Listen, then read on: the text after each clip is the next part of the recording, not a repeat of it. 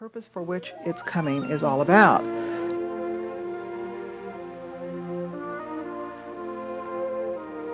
The word is doing. Do you ever feel a deep sense of loneliness, alienation, or isolation? Many people do, and it is invariably caused by temporarily locking the door between ourselves and the world around us. The best way to quickly unlock the door is to go and do something. Take positive action that will bring a positive experience through doing something for another person, a group, an organization, or anything outside your individual self. It is literally a life-giving force to make a contribution beyond the narrow confines of self. For your free copy of Words from Unity, write Unity Television, Unity Village, Missouri, 64063. Well, my friends, the words have been spoken. We have passed between us the secrets of the ages, which bring into our lives peace, joy, love, wholeness, satisfaction, and self-esteem. And secrets which break the old negative tapes of failure, fear, guilt, and loneliness. And so it is that we end this time together with a sincere prayer, a prayer that never will cease as long as we live, the prayer that each of us will continue to live these lessons with grateful hearts to the one source of it all, God. And with grateful hearts to that greatest teacher and way shower,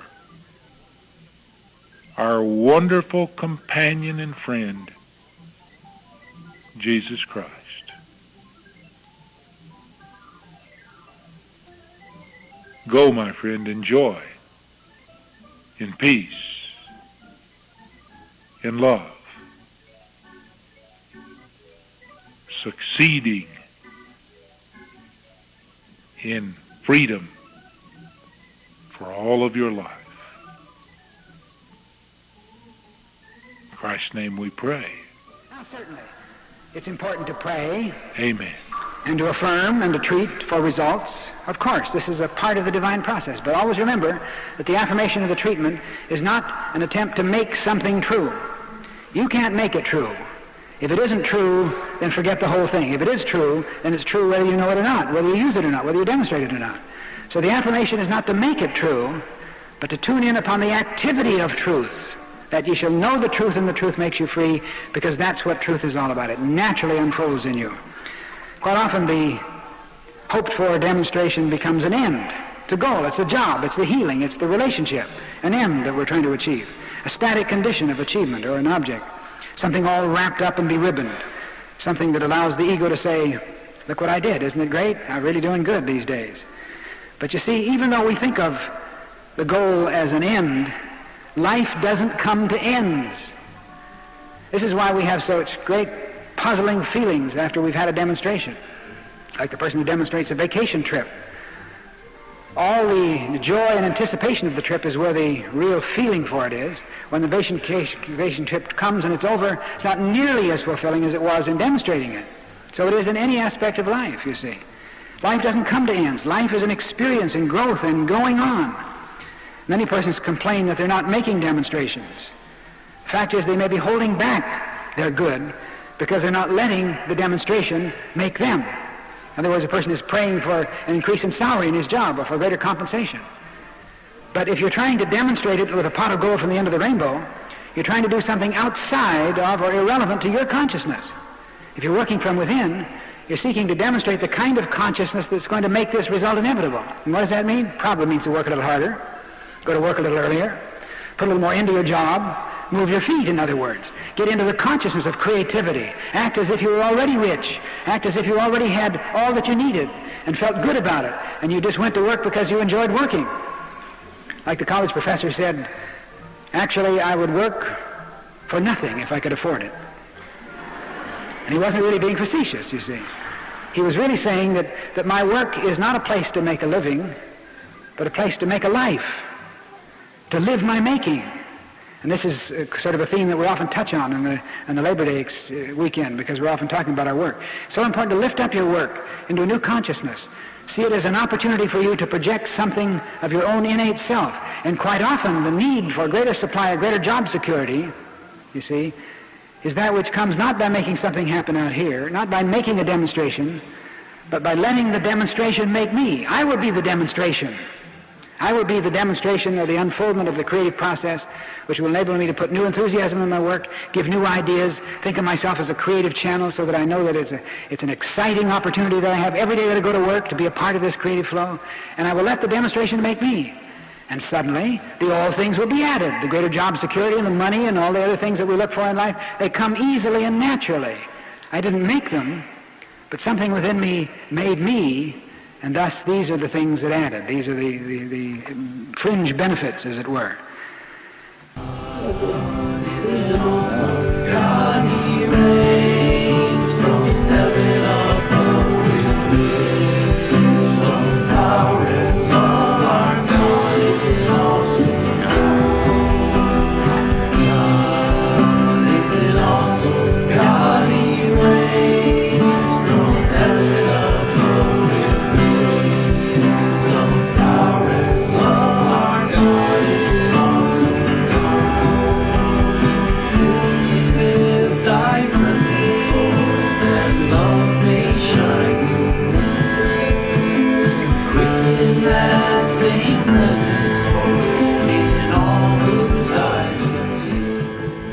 Welcome back to part 2 of our talk about how to defeat alienation with fraternity and brotherhood, how to be more connected with spirit, more connected to others, other individuals, other people, connected to nature, to animals, plants, food we eat. So what can you do right now to get towards this goal of greater connection? Well, I think about the esotericist magician Pascal B. Randolph. One of his favorite things was try. One of his favorite sort of almost like a talisman, like a sigil, says try. And Mitch Horowitz actually has a pretty good commentary on this, that sometimes, especially in Western spirituality, I think because, the churches and the institutions have inculcated this idea that, you have to go through the church to access spirituality, and accessing it directly is dangerous, that we become afraid to just try things. And I am not a person that advocates caution when it comes to spirituality. That's part of the reason that New Thought, often is called science, Christian Science, religious science, divine science, science of mind, metaphysical science. It's because, what New Thought advocates is it's not, I was talking to this about this with some people from church the other day. It's not a binary between faith and evidence. The scientific mind would ask for evidence to back up a theory. The religious mind asks for faith, asks for you to believe. And in New Thought, we teach you to believe in yourself. And that's the primary thing that you need to have faith about. And so try. So long as you have faith in yourself, try. See what works. See if these principles work. See if the principles I'm talking about today work. And if they don't, no big deal. No big deal. Try something else. So,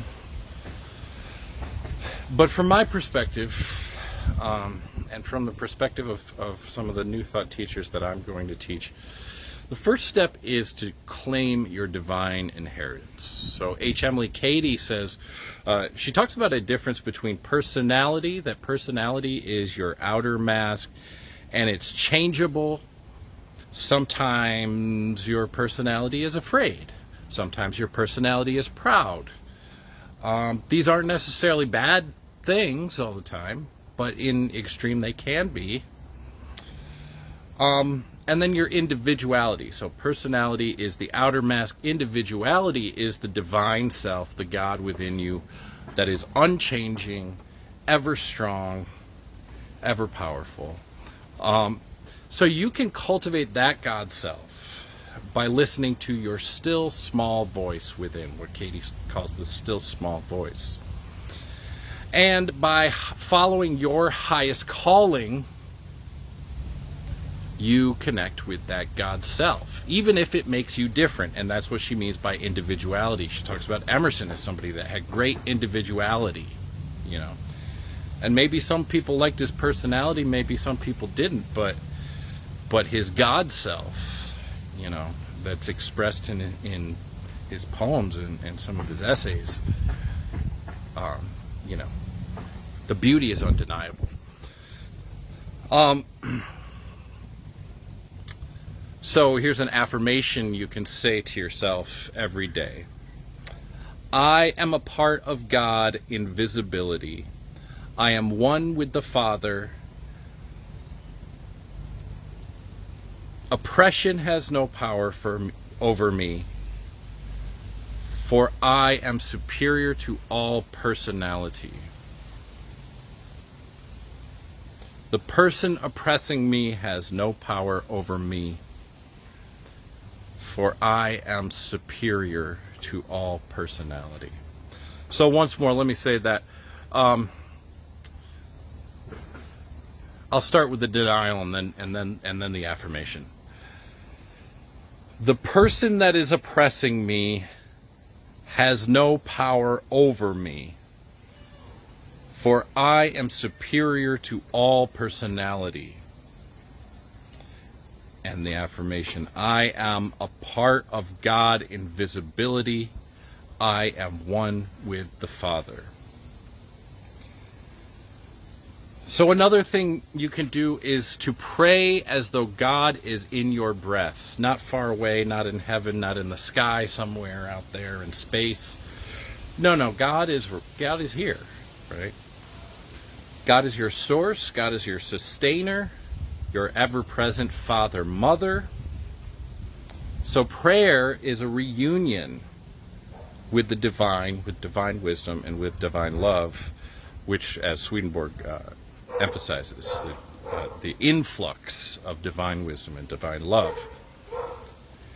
And you can speak life over your situation. So don't curse your life, but bless it. And think about how you phrase your words, because words have power. They become things. Even in struggle, even in silence, don't curse life, bless it. Be thankful, be prayerful.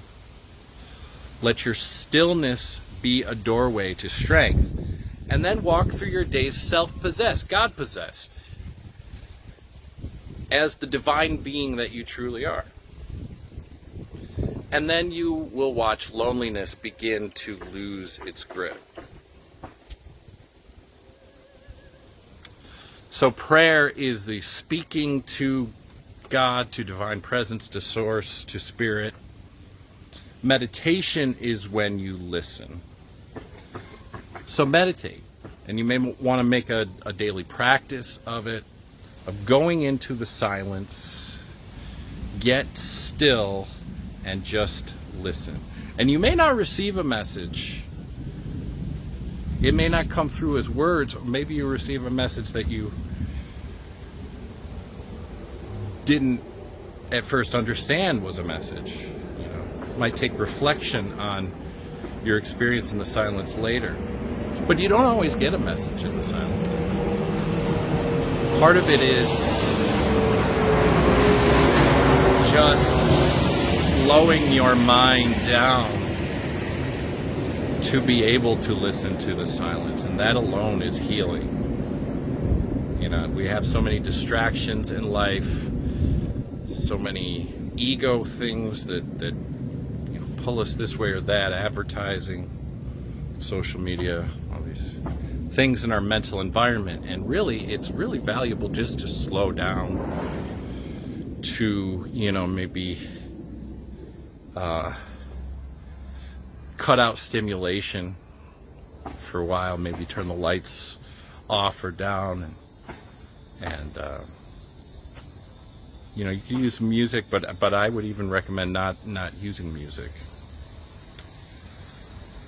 One of the things they say about the spiritualists in the 19th century is that they had fewer things that were distracting them, so they had time to just sit in a quiet room for a long time, you know, and then things would come from that reflection.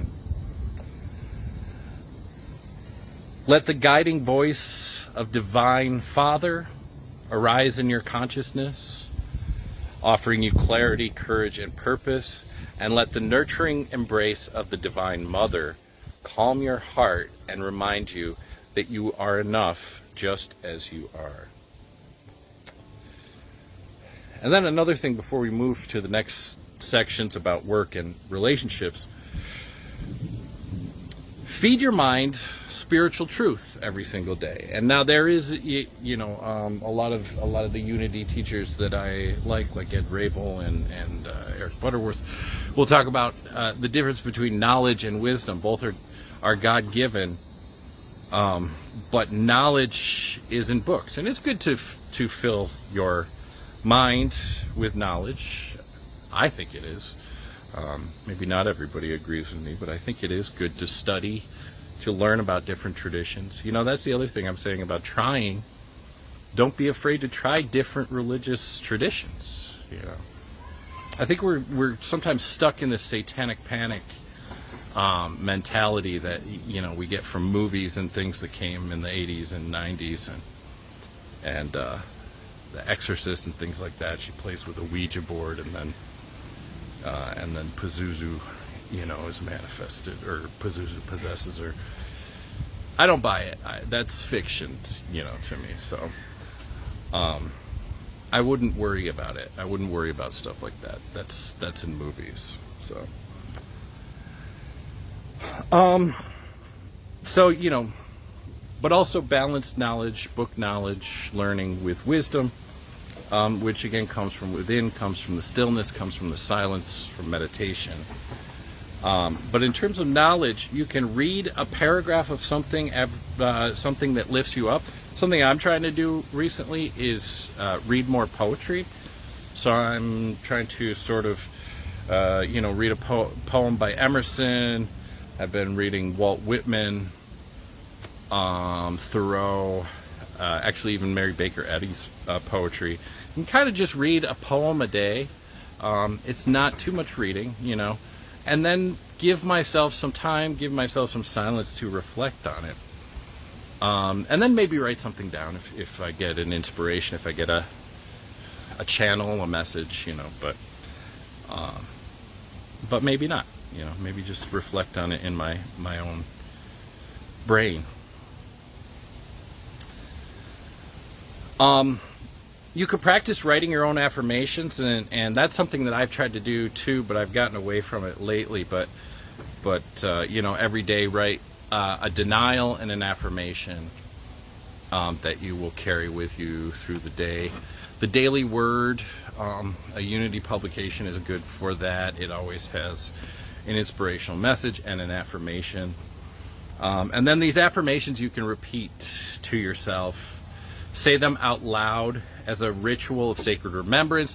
And again, because your words, it puts it in that liminal space where it's come from your mouth, but it's from spirit, it's from mind, right? And then you put it out into the world. It comes back through your ears. So there's a dialectical feedback flow going there, and then you So, words then are in a liminal space, and that makes it easier for them to become material. Also, writing things down, again, is the same thing. You write down your affirmation, and it should be framed affirmatively, and even the denials, I'll talk about that in a minute. But write down your affirmation, and then speak it aloud. But writing it down also, you don't need to speak it aloud at that point if you've written it down, because that also puts it in that liminal space. It actually makes it sort of material, right? Even though it's symbols, but now it's material, and that those symbols represent those ideas, and that also makes it easier to manifest it into material. So here are some examples. So a denial should be phrased affirmatively. So, they say even talking about loneliness, like I have been, I should say something like, so in terms of loneliness, they say even bringing it to mind long enough to deny it actually gives it sometimes a little bit of power. So it can also have like a backfiring effect. But, and now I've already said the word several times, but if I was going to make it a denial for that, I would say I refuse to believe that I am alienated from others. I refuse to believe that my connection with God has been severed. Or my connection with God can never be severed. That's even better. My connection with God can never be severed. That's the real way you want to put it. My connection with God can never be severed. I am unified with the source of all there is. Right. So I just came up with those and then repeat them. My connection with God can never be severed. I am unified with the source of all that there is. Even repeat it a couple times. My connection with God can never be severed. I am unified with the source of all that there is. My connection with God can never be severed. I am unified with the source of all that there is. Do you ever remember when strikes were happening in Butte? Yes, when they carried guns. Oh, what was that Actually like? carried guns. Was that in 1934? I'm not very good on dates as far as concerned, but I know how fearful some of the people were. Mm-hmm. And that was the time we would learn to know that God's perfect love casteth out fear. You're not afraid of anything, anywhere, anytime, when you're perfecting your love. And when your security is in God, not in guns or in anything outwardly, and are in a place. You're no more secure in one place than another. Mm-hmm. And so they learned a lot of good common sense along with it. Did you ever have any people come to you and ask you whether you thought they should strike or if they should just put up with working conditions? Or? We knew that there was a God of justice, and God was able to work out things in the lives and of any group. If they take it to the Lord in prayer, there would be. He has a way that was past our finding out to bring solutions. Just as that telegram, they didn't know where it came from. Mm-hmm. It was a solution for our problem, which I can never. I had lots of things that I couldn't tell how it happened. God works in mysterious ways, His wonders to perform signs. And how He does it, but our business is to know He does it. So do you think that they should pray rather than take the action of strike? Yes, I think that, and pray for good judgment. Mm-hmm. For both sides. Uh-huh. And there is a right solution, always. there is, and it would solve itself in wonderful ways, and they'd all have greater understanding too of meeting. And they bring them closer, both the labor and management. And when all the differences are in the outer. In the inner, there's always one. It's always one, you see. It's two sides of the same thing. Both are needed. Both are necessary. And if you go to the source from whence they came, you're going to get solutions. It will be solved. The source that the two sides came from? Yes. And they will be brought to greater understanding of how to work together in a better way, you see, for the benefit of both of them. What if one side is greed and the other one is... Yes, well, that has to be dissolved. The greediness will be dissolved in God, you see. There's no greediness in God. And if we, as a nation, we wouldn't be in the difficulties we're in now if we, in God, had been our trust as it was in the beginning. It was on our coins, and people believed it. They did put their trust in God. And our early government would stop and pray about a thing. And they get a right solution, you see, through prayer, where instead of jumping into hot water all the time. For your free copy of Words from Unity, write Unity Television, Unity Village, Missouri, 64063. I'm Greg Morris, and remember, the word is doing. To the Shaker, everything is a gift from God. Everything. Whatever we're doing, that's a gift. And we try to labor on that gift to bring it forth into a perfection. We labor for a gift of God. And Father James said, even my every breath is a prayer to God. And so everything we do, if we're scrubbing the kitchen floor and we're in that spirit of this isn't for me and I'm not doing it for that or not, but I'm doing it for the whole and for the greater whole, then that actually becomes a prayer that becomes a reality. And that was one of the great geniuses of Mother, is that she lifted up physical labor to a place where it was spiritual. So we don't look down on labor. Everybody in the community has always labored. I don't care how august and supreme you are, you spent your day working. Hands to work, hearts to God.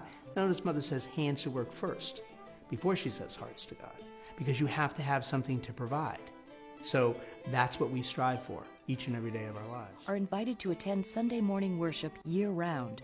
I think that what draws you in, though, is beyond the curiosity.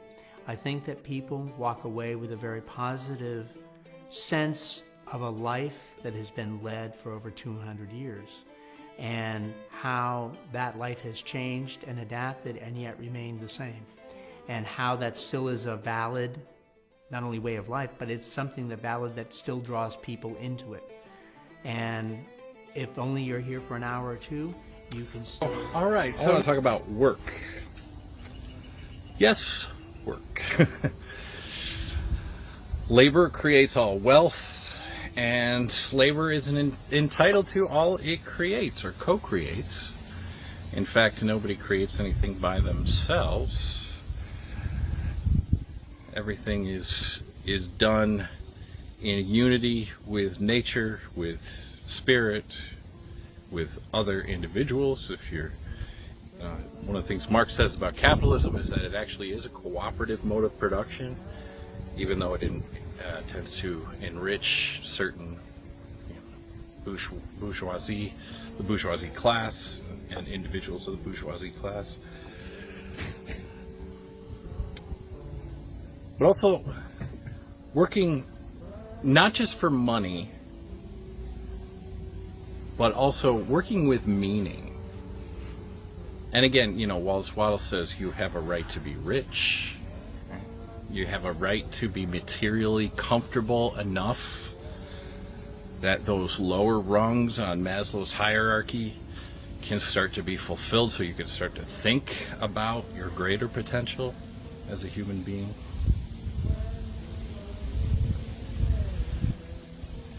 Put direction and love into your work. Work towards something greater than yourself. Work towards your own growth, the care of others, and the renewal of the world. Let your labor be a blessing on the world. Let it be a prayer in motion. Let it be the phenomenology of the Spirit, the working out of the Spirit in the material realm. As the Shakers said, hands to work, hearts to God. So their labor was never just toil, it was worship. It was sacred. Sweeping of floors, the kneading of bread, the crafting of chairs were all acts of remembrance. Charles Fourier, not unlike the Shakers, saw that labor need not be suffering.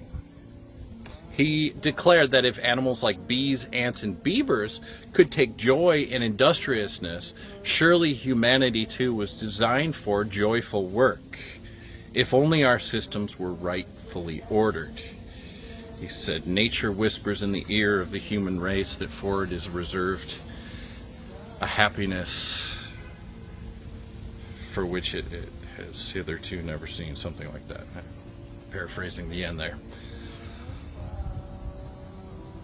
In our current world, Fourier observed that labor is punishment. It's suffering upon suffering. It's hard. It's scarce, hard to find. Good work. Badly paid, low pay. Degrading, exhausting, and offers no hope for future relief.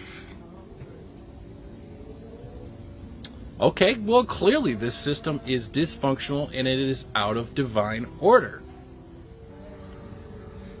Swedenborg would call it a distortion of divine use. For Swedenborg, true usefulness, or usus, is love in form. It's the outward expression of inward good. And it's where the soul meets the world in service. And for Swedenborg, service is an important key that links the spirit and material worlds. For labor to be sacred, it must also be joyful, and joy requires freedom. God does not want us to suffer. Fourier dreamed of attractive labor, a form of work so infused with beauty, variation, and community that people would rise in the morning without dread, but would rise in delight for the day that was before them. He imagined that workshops would be elegant, clean, and inspiring. There would be rotating work sessions, no longer than 2 hours each, importantly, to keep the mind fresh and the heart engaged, because he said anything more than 2 hours at a time is actually a drudgery, becomes a drudgery. And he envisioned bands of friends joined together with a shared purpose, and also maybe some friendly rivalry, sort of some gamification there, but ultimately all working together in harmony. Every person, including every child, every woman, and every man, was free to pursue the kind of labor they loved, in which they could excel and for which they were justly compensated. In such a world, labor would not be bondage. It would be play. It would be devotion rather than drudgery. And rather than toil, it would be like spiritual sport, like I said, a game. The New Thought writer Annie Ricks Millets echoed this truth that there's no piece of work but what may be a sacrament, an opportunity for bringing forward the high and holy one who is on his way, proving himself all in all. So even though, we don't live in the harmonial society that Fourier envisioned yet, we can start to produce it by the way that we do our work. She says, Annie Ricks Millet says, Work is an opportunity of bringing forward the high and holy one. So when your work is aligned with love, it becomes a gateway to bring forth the Spirit. Through the window of service, as Swedenborg says, God enters. There's an influx, divine influx. Fourier also understood this deeply. He said, life is a long torment to one who pursues occupations without attraction. So even the most virtuous task performed without joy becomes a burden, and even the simplest task, when performed with joy, becomes holy. So let your soul have variety, let your hands move freely, let each person taste the pleasure of doing what they love and doing it in a system that honors their effort and ensures their well-being, and not one that strips them of dignity and security. So you can start to build this new world by doing service to others and by doing your work with love and with use. Swedenborg wrote that in the highest heavens, angels are defined not by their worship, but by their work. Each angel finds joy in their unique use, be it teaching, healing, guiding, or tending. So in heaven, angels also continue to work. In Fourier's Phalanx, we find a secular echo of this heavenly community. Varied, interconnected, rhythmic, joyful, and just. A society based around human happiness. In the Shakers' communal labor, we find the same spirit.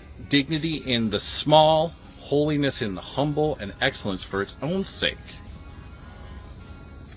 The Shakers' furniture and their brooms and things like that.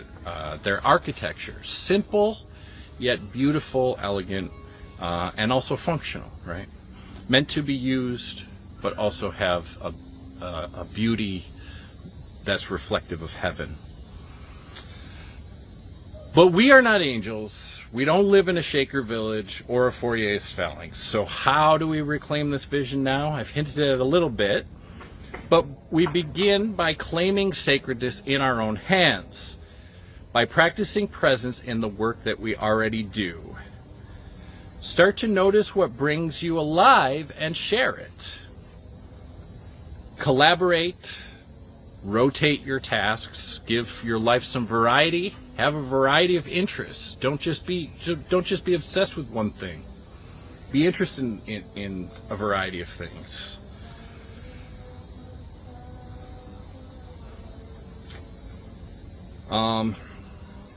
Where was I? Rotating, and beautifying. Learn to see the beauty in every little thing. That's something that Emerson emphasized. When you see beauty, it's God speaking to you, really, Spirit speaking to you. And then you can start to build systems at home, at work, and in your community that start to invite joy back into labor. We must, as Fourier put it, introduce happiness into the labors which engage the greater part of our lives, because most of life is labor. Whether it's unpaid or paid, whether it's visible or invisible, if that labor is bleak, the soul withers. But if that labor is sacred, the soul expands. Work then becomes a gift. And so we say again, work not as punishment, but as possibility. Not to earn your worth, because you already have it. Work to embody your truth, to express your love in the world, and to serve with clarity, wisdom, strength, and care. Let every task be a hymn, let every hour be holy, let every chore be a choice. So whether you are sowing a field, sweeping a floor, repairing code, comforting a child, or composing a prayer, do so with joy and do so with your whole heart. Hands to work, hearts to God. And work, may it always be worthy of the divine in you. You are here to embody the Christ, not someday, not when the world catches up, but now. So let that be your revolution, and let that Somewhere be your along the voice. line, each one of us has heard the expression, to have a friend, we must be a friend. And we take that information in, knowing that it's true, but not quite appreciating that healthy relationships are a consequence of creating them, that we must build foundations on which healthy relationships happen. And so our focus on this tape is exactly that. What are the things that we need to do? What are the things that we need to know so that we can create then these healthy relationships?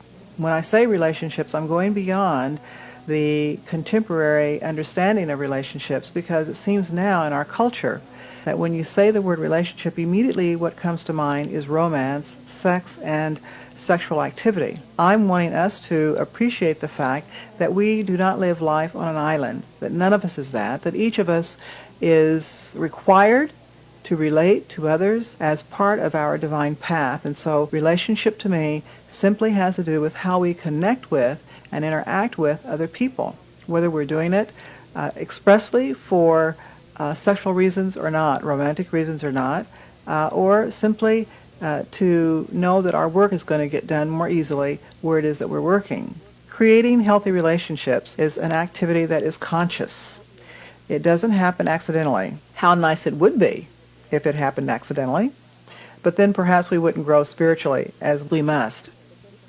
I believe that there is a method to the madness in our way of relating, because most of us, as we are waking up spiritually, are discovering that all of our relationships have a certain amount of tension and strain. And I want to suggest that when we are in these kind of relationships, that our soul is simply yearning to know more about itself in us, yearning to know more about life in general on this plane. And so when we recognize that there is tension existing between ourselves and another, then rather than to walk away from this potentially wonderful relationship, which so often we do, we can stand right in the midst of it and declare that there is method to this madness, and that something in me has called forth this opportunity to relate. I'm one of those people who believes that we are not here on planet Earth accidentally.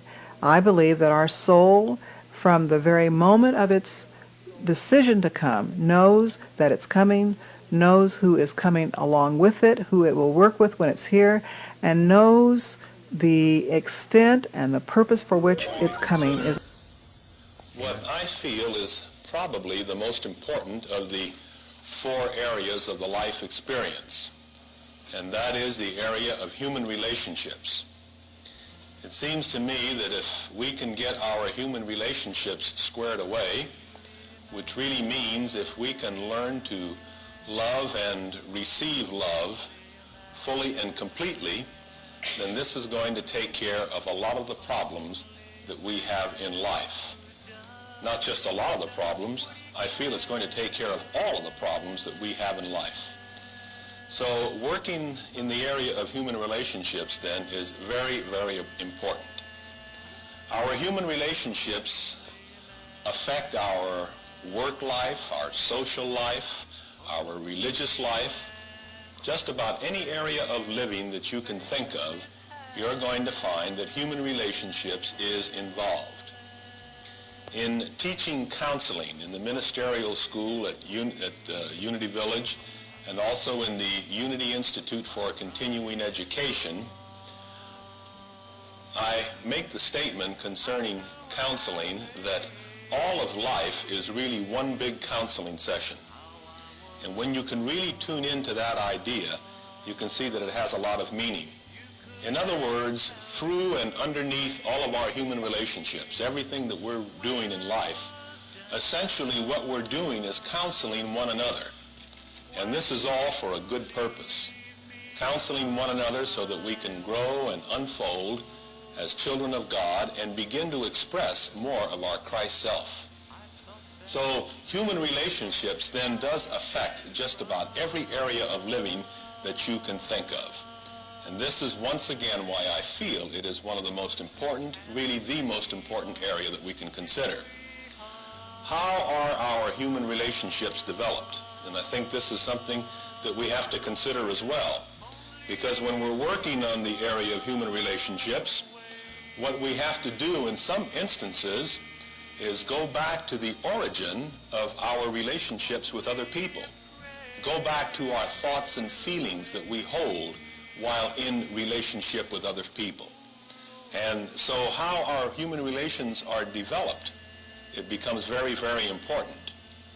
And generally, the way that we relate to other people is determined by the way that we related to authority figures as youngsters, and then also to peer groups as well. But you're going to find that much of your human relationships has to do with the way that you related, or in the way that you related to your parents. There's kind of a rule of thumb that's involved in counseling. Don't take this as a hard, fast rule. As I say, it's a rule of thumb. And that means that it has wide application, but may not have 100% application. And it goes something like this, that for men, the way that we relate to our mothers pretty well determines the way that we're going to relate to women in life in general. And ladies, the way that you related to your father is going to pretty well determine the way in which you're going to relate to men. So in many ways, we related to our mother, father, whatever the case might be, in a very successful and positive way, in a very fulfilling way. And so we carry with us throughout our lifetime as adults certain thought patterns and feelings concerning relating to the opposite sex that are good and productive, and there's no problem there. However, if we had some hang-ups with our mother or father, then the hang-ups, these which are really thoughts and feelings that have become a very deep part of our consciousness, these hang-ups stay with us and affect our relationships today. Sometimes this is why you will find that unknowingly a man has married his mother. Well, in a sense, I guess there's nothing wrong with marrying your mother if you consciously know what's going on, and if you can also relate to your wife in other ways, not just as a mother and son, but as just two people, I guess you might say. We serve different roles and play different roles for one another in life. But very often, men don't understand this. And by the same token, many women discover that what they've really done is to have married their father. And of course, this causes all kinds of problems, because the two people are supposed to be relating as adults. And then all of a sudden, they'll find themselves in a parent-child relationship, either mother to son or father to daughter. And there's a mixed communication that takes place. And the next thing you know, we're talking to the marriage counselor. And then possibly even beyond that, it comes to the divorce courts. But what I'm saying here is that our human relationships are really shaped, I guess we might say, by the way that we relate to the authority figures early in life, and particularly our parents. And then, of course, these human relationships that find their origin way back there with the authority figures in our childhood are then reinforced by life experiences that we have. The positive ones we don't have to concern ourselves with, because they are bearing the fruits in our lives that we want them to bear. But again, the negative ones are the ones that we have to take a look at. The negative aspects of our human relationships, which really have their origin in the way that we related to authority figures as young children. All right, so now I'd like to move on to talking about relationships, and I think the Serenity Prayer is always a good way to approach that. Alcoholics Anonymous, I don't agree with everything. I don't necessarily believe alcoholism is a disease, because I don't really believe in disease. I don't really believe mental illness is an illness, because I don't really believe in illness.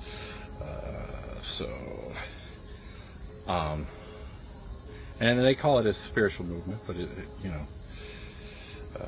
spiritual movement, not a religion. But what's a spiritual movement? It's a religion. So, but there's a lot of wisdom in AA, and they actually have connections with New Thought, with Emmett Fox, and it's an interesting history, actually, if you look at it. But they talk about the Serenity Prayer, which is actually 3 of the 12 powers: peace, courage, and wisdom. Peace, courage, and wisdom. God, grant me the serenity to accept the things I cannot change, the courage to change the things I can, and the wisdom to know the difference. Again, that implies a dialectical relationship with the world, with lowercase r reality, we might call it. So here's something you can start doing right away. You can start it right now. Practice it right now. Smile. Maybe that was weird. Smile. Something I try to do is, even if I don't feel good, just kind of go around. Sometimes if I see somebody, I'm walking, and somebody crosses my path, I'll go, just give them a little nod, just a little smile, and just a little positive, look, I see you, the light in me sees the light in you, it's like the namaste idea, right?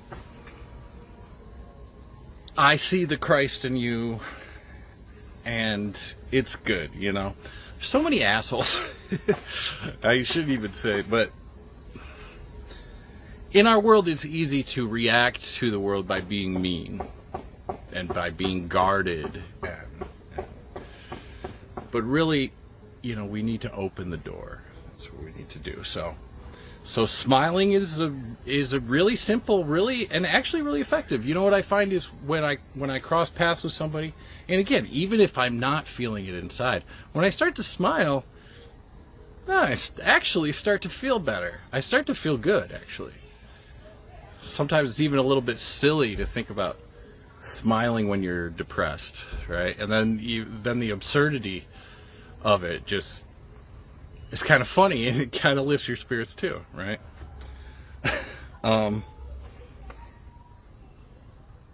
You could crack a joke, use humor, be funny, lighten the room, be the life of the party. Laughter is rebellion in a world that often feels heavy. Joy is an act of audacity in a world that wants you to be miserable. And kindness does not mean submission.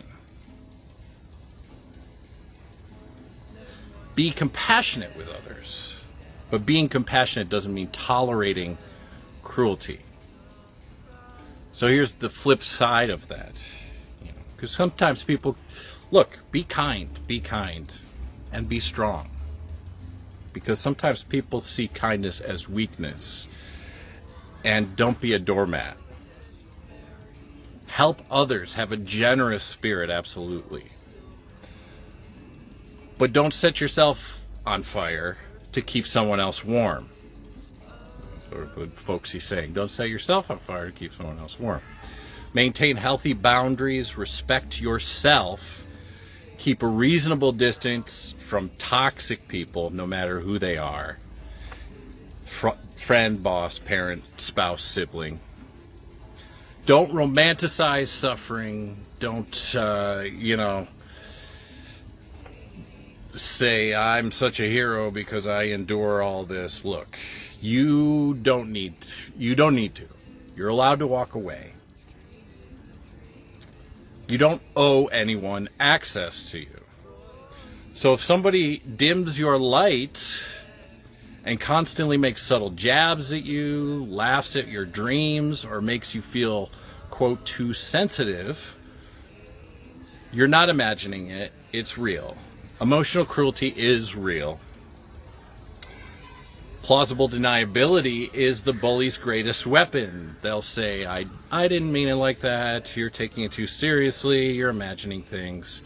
Just don't engage with that. It's not even worth trying to use logic and reason and trying to argue, to use your words to argue out of that. Just be non-resistant. Don't engage, don't argue, just leave. And if you can't leave physically yet, You can leave emotionally and mentally now. And the image that you have in your mind, if you're in a relationship with somebody and you have an image of your mind that you're not going to be with them down the line, guess what? You're not going to be with them. You've already made up your mind. You're just too afraid to manifest it in real life. You don't have to fix anyone. You're not here to be their therapist or their punching bag. It's important to value forgiveness, understanding, and healing, but none of them require you to stay in harm's way. And again, if you can't escape now, escape inwardly. What Frederick Douglass did, for example, who came here to Rochester seeking freedom, but when he was still in Maryland, he decided that he was already free. So Douglass fought back and won long before he ever crossed state lines, came up here to Rochester. So make the vow now, I will not allow this person to define me. And then the physical escape will follow. Remember also that positive egos do not grow in negative environment.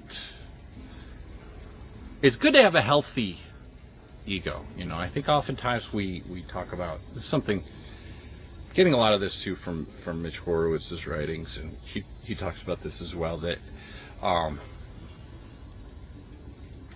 sometimes we talk about ego as the negative part of us, and essence or spirit as the positive part of us, and that's dualistic. That's still seeing it as a separation, as a binary. We need healthy egos, and we need healthy ids, and we need healthy superegos. We need them all to be healthy. And they are. But know that fact, that in negative environments, you know, sometimes you do need to take yourself out. And again, another piece of wisdom from AA, they talk about changing people, places, and things.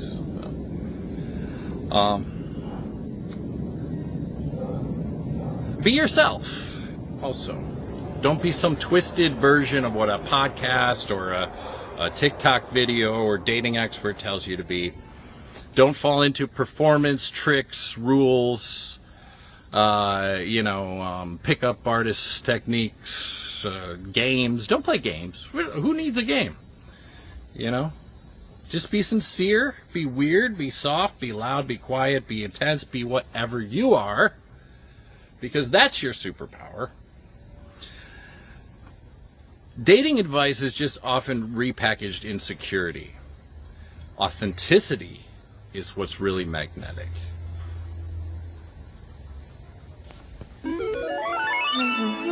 The word is change.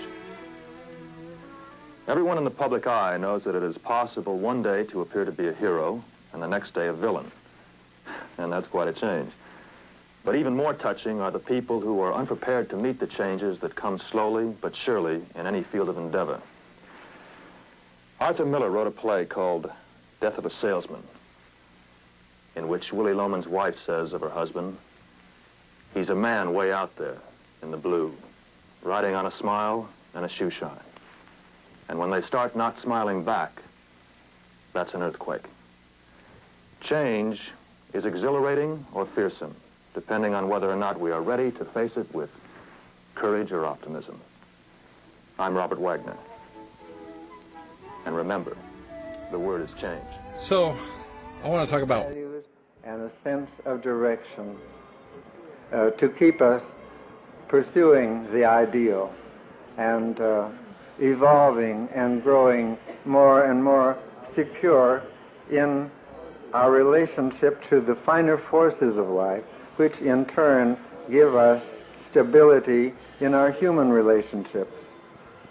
This is the area, probably more than any other one that we have to deal with in life, that should have our most thoughtful and earnest and prayerful attention, because our life can be tremendously creative and productive if we have a good sense of our relationship to the universal, and to have a good relationship, a sense of our oneness with God, gives us also, by intimation, a closer relationship to other people.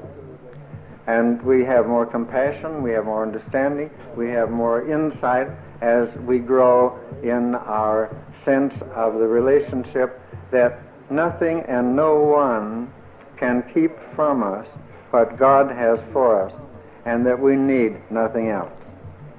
Nothing and no one can keep from us what God has for us, and we need nothing else. And that good shall follow good, and miracle shall follow miracle in our life, and wonders shall never cease. That we can be grateful for those who have a place in our life, and when the purpose for that relationship is fulfilled, that it can be released and terminated without bitterness, without hatred, without criticism, without anger, without any negative feeling. Because everything evolves in growth. And if we really love other people, then we free them to their own highest good. And we don't bind them to us or to past relationships. We free them to the freedom of Christ. And in doing so, that we ourselves are free. This is the love that is based on giving, spiritual love, love that is not afraid, that is secure because it is anchored in the love of God. The only happy people in the world, probably, are those who love wisely, constructively. They may be in love with a person, they may be in love with a cause, they may be in love with their work, but always the focus is not inward, but outward.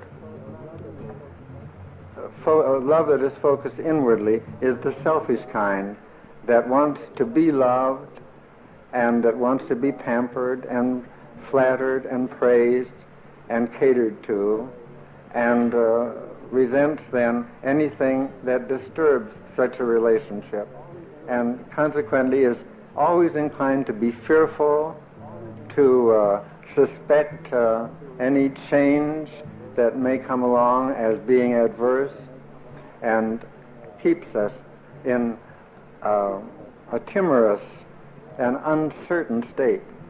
But when we come into the real fulfillment of what God intended love in our life to be, it always means expansion, and that is another word for heaven. Heaven is the realm of expansion.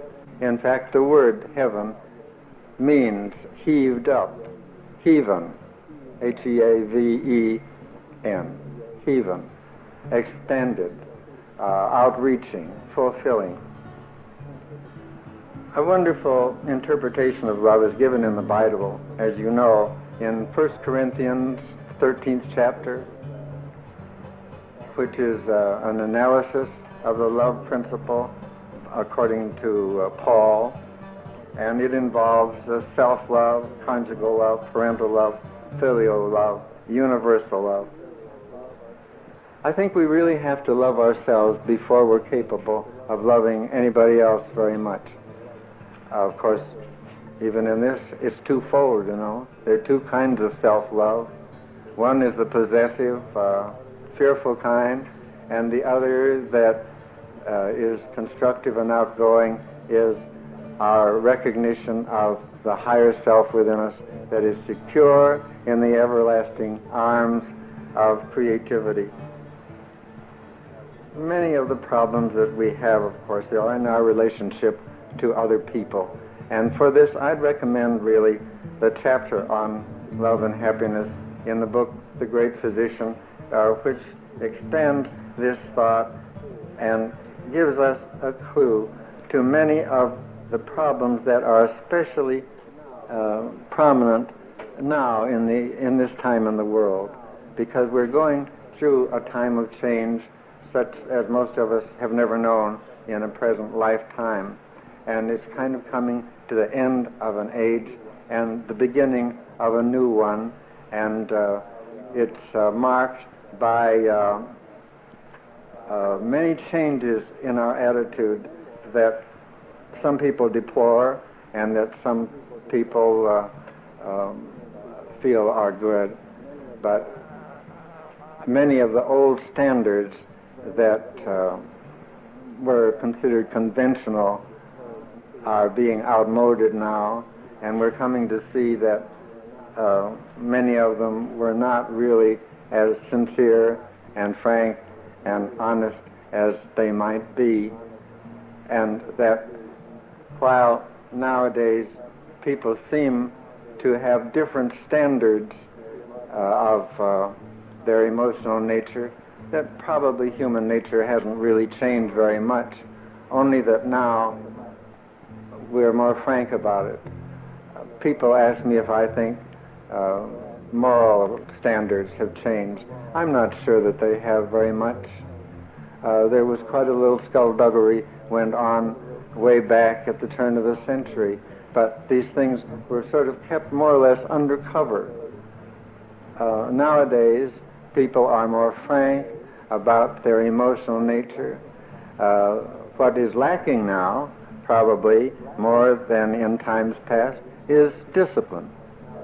And nowadays, the family ties are not as strong in many cases as they were, say, at the turn of the century. In many cases, mothers and families are no longer just the homemakers, but they're breadwinners like the husbands, and the close-knit family tie that offered a kind of security to young people growing up is not as strong now as it was. And consequently, young people interpret life according to their own standards and their own experience or lack of it, and find their own way, and they are also more conscious of some of the hypocrisies and deceptions of another age that have been discouraging to a moral attitude that they would like to see, actually.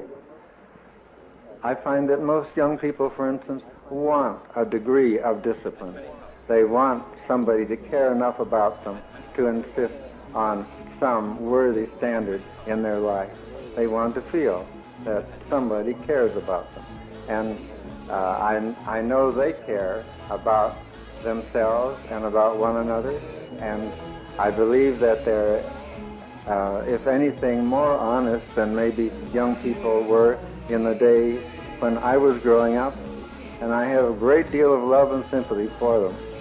And I have every confidence that they're going to find their way, and that we're coming into a greater facing of reality than we ever have before. And during the process, some of our old idols are shattered, and we see the feet of clay and so on, and these are discouraging up to a point, but we've come through this, and when we do, we'll come through it to a more realistic, a more honest, and in the end, a more substantial basis on which to build a true, consistent, emotional life that is constructive. Because though it's human nature to want to try out all kinds of things, and as a young movie star said one time, she wanted to sin and suffer and have it over with. And most young people, I guess, really do too. And also, she was the same one that said that everything she liked was either illegal, immoral, or fattening. And that still is true too. And yet, back of these things, we're coming, I'm sure, I believe strongly, into a really substantial faith that works. The principles that we've talked about, for instance, together here in the class, about cause and effect, and as we sow, we shall reap, are as true as they ever were. And though sometimes in our emotional life and our enthusiasm and our learning processes we're unmindful of this, it doesn't mean that they're not active. And they are, and they will become manifest, and every jot and tittle of the law shall be fulfilled. And that doesn't apply only to the mistakes we make and having to make them good and correct them, but it means also that every good effort we make is rewarded, that every good thought, every good feeling, every good word, every good action always are as much in balance as any of the negative things that older people are likely to shake their fingers about and say, well, you just know you're going to get in trouble if you have your own way about many of these things. Well, the way we want is really always a good way. And I don't suppose that most people, very few, actually do wrong things willfully or intentionally. They always hope that good will come out of them. And the basis then of whatever they do is good, even though the form it may take is for the time being painful and distressing and may cause other people trouble as well as ourselves. And so these are the things that we're in the process of working out, and we will, so that we will love ourselves enough not to betray our higher nature by our lower nature. You bless yourself. So maybe now we can talk a little bit about dating. And if, you are happy being single, that is perfectly okay. And, but what I'm going to say applies to you, whatever gender you are, whatever sexual orientation. But again, I would emphasize going back to that spiritual foundation of authenticity, your individuality. Shine, let that light shine through you. Don't conform to the pattern of this world, but be transformed by renewing your mind. Continue to go into the silence, listen for the voice of God.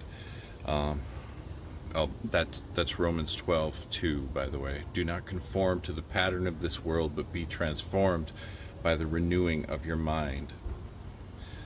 So, your authentic self is your divine signature.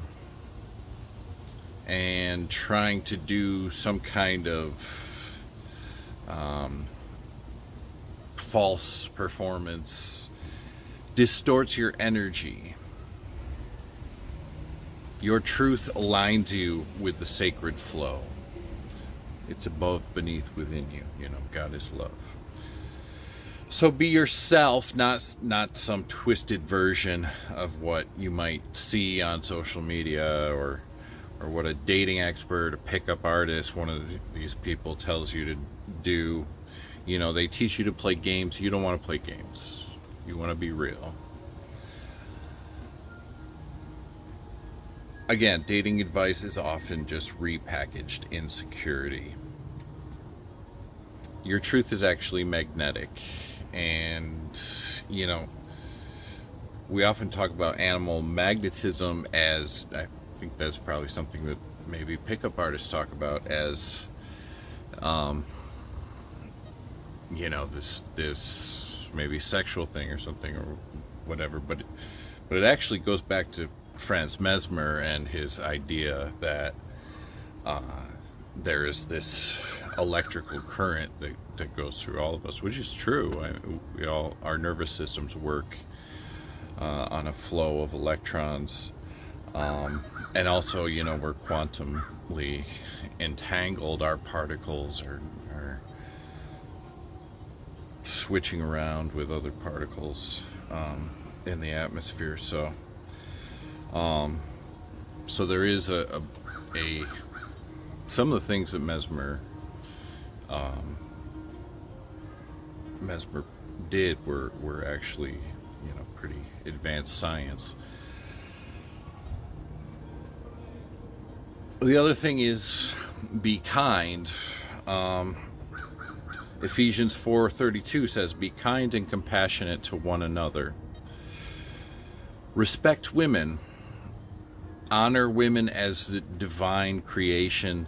Neither male nor female, all are one in Christ," it says in Galatians 3:28. There is neither male nor female, for all are one in Christ.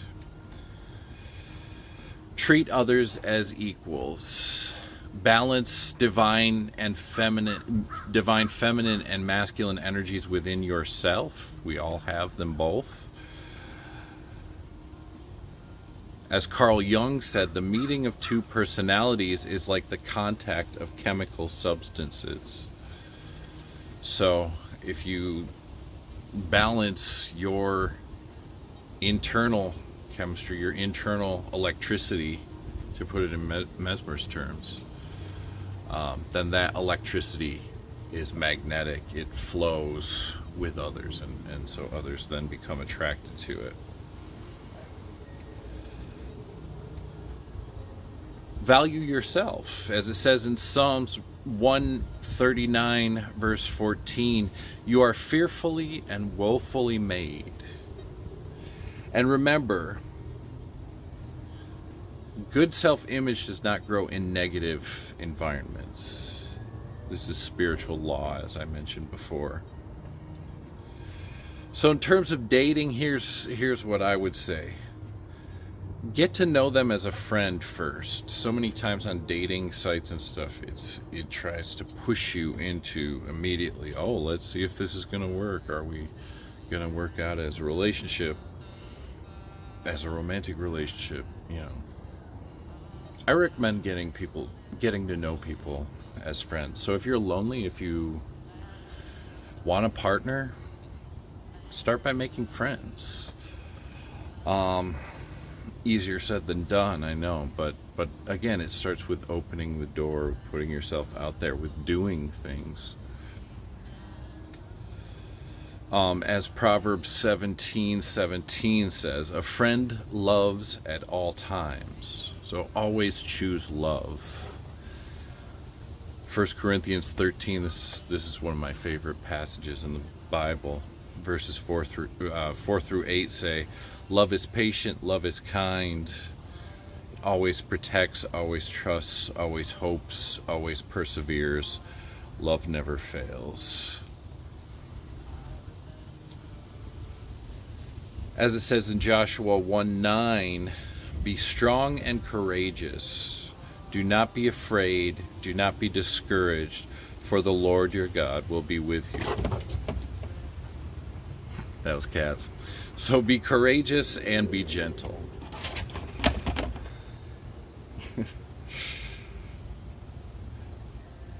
Courage is faith in action, and gentleness is strength in resonance. Maintaining your peace in times of turmoil is true strength. Believe in yourself with sacred optimism. As it says in Philippians 4:8, "Whatever is true, noble, right, pure, lovely, admirable, think on these things." Charles Fillmore says, "Your dominant thoughts attract corresponding conditions." So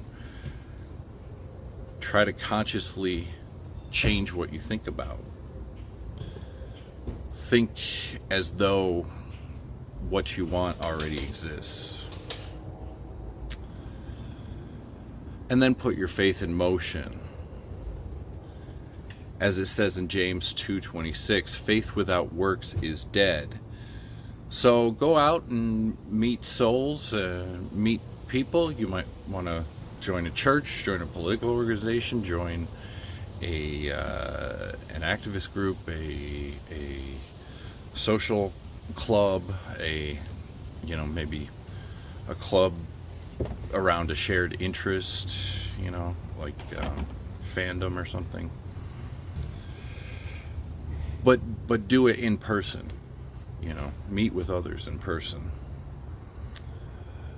Not, online communities are a facsimile of in person communication. There's something really spiritual that happens, and there you can develop that online, but over time, it maybe gets distorted.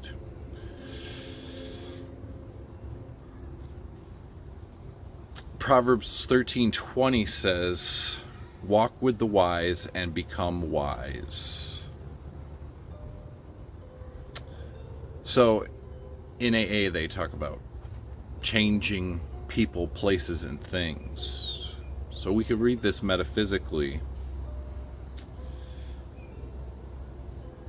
Energy is currency, so you should only invest in reciprocal relationships, things that, and I'm not saying see it as a transaction, but when you put your love out there, you get love back.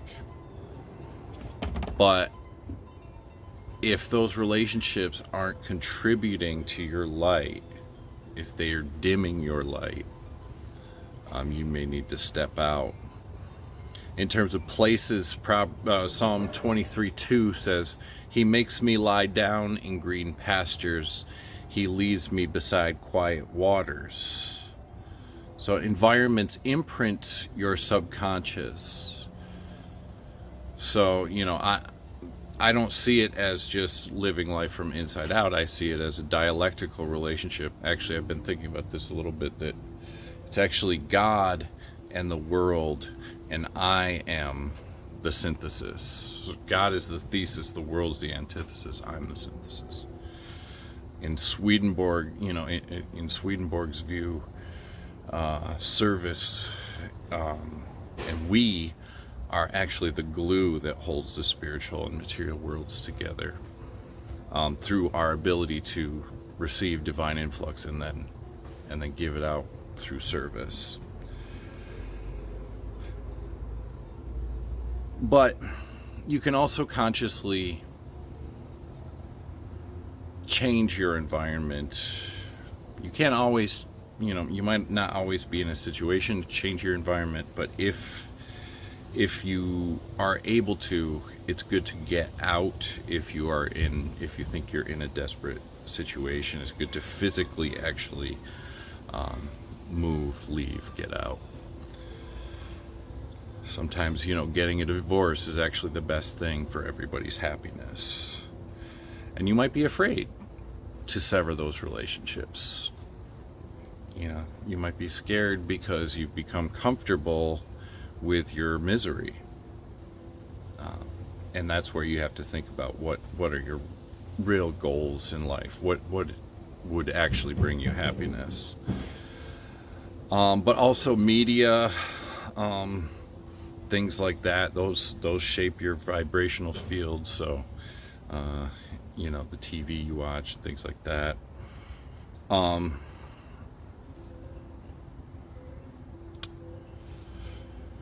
It says in Mark 2:22, no one puts new wine in old wineskins. Mark's quoting Jesus.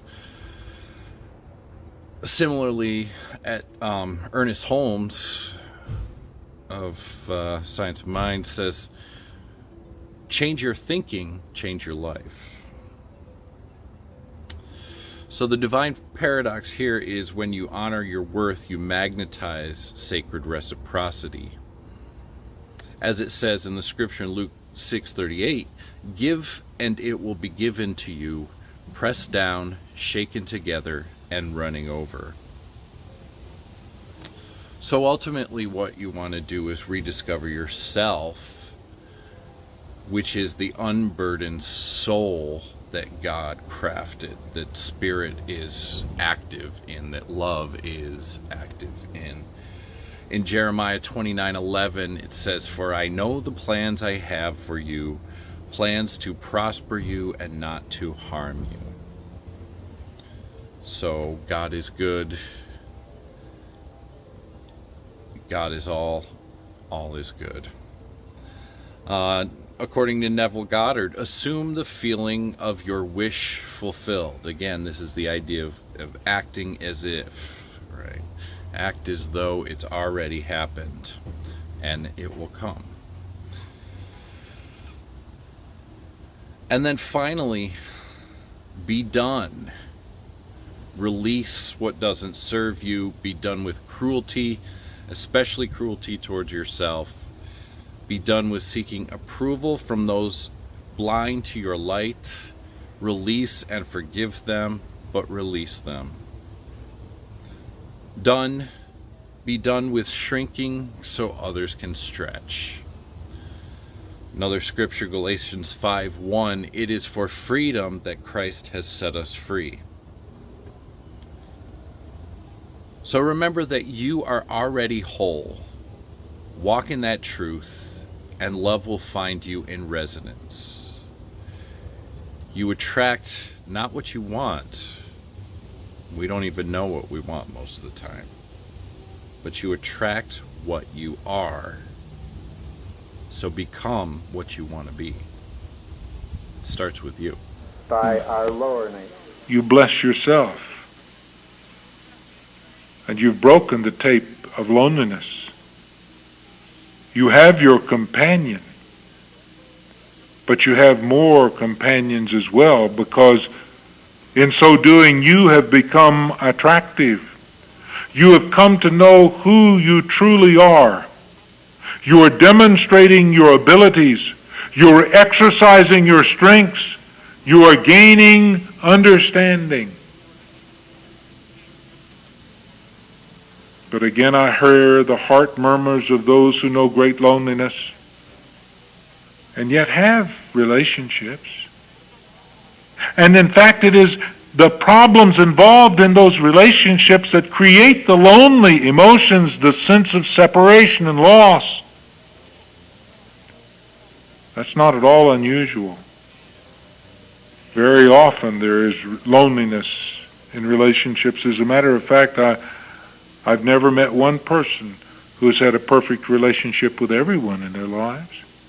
In fact, most people who come to talk to me do it because they have what appears to them to be a serious challenge in their life as it relates to another person or persons. And one of the biggest businesses that exists is the business of helping people solve their relationship problems. Psychiatry, psychology, counselors, social workers, pastors, lawyers, judges, all of these exist because people have problems with other people that they feel they cannot resolve themselves. In the first place, that ought to be a relief to all of us to know that we're not alone in our relationship frustrations, for most of us have challenges ongoing in current relationships. We have problems, established new desired relationships. We sometimes stumble in our attempts to expand a relationship we'd very much like to have broadened. And we sometimes get in hot water trying to keep existing intimate relationships vital and strong. And I suspect that you, like me, have sometimes asked yourself the question, why do these problems exist? After all, on the surface, it seems to be the most straightforward thing in the world to have happy, fulfilling relationships.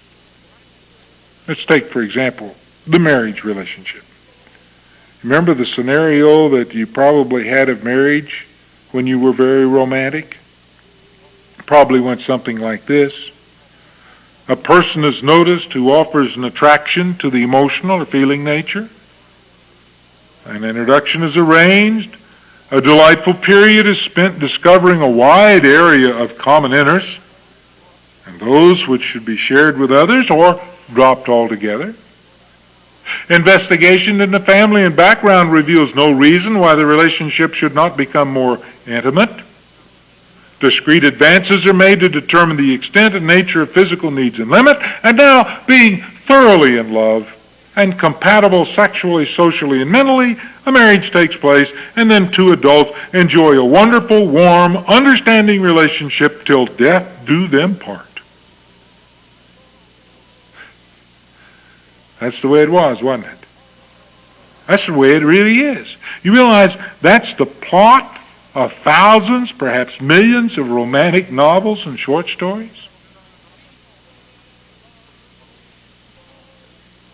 just for fun.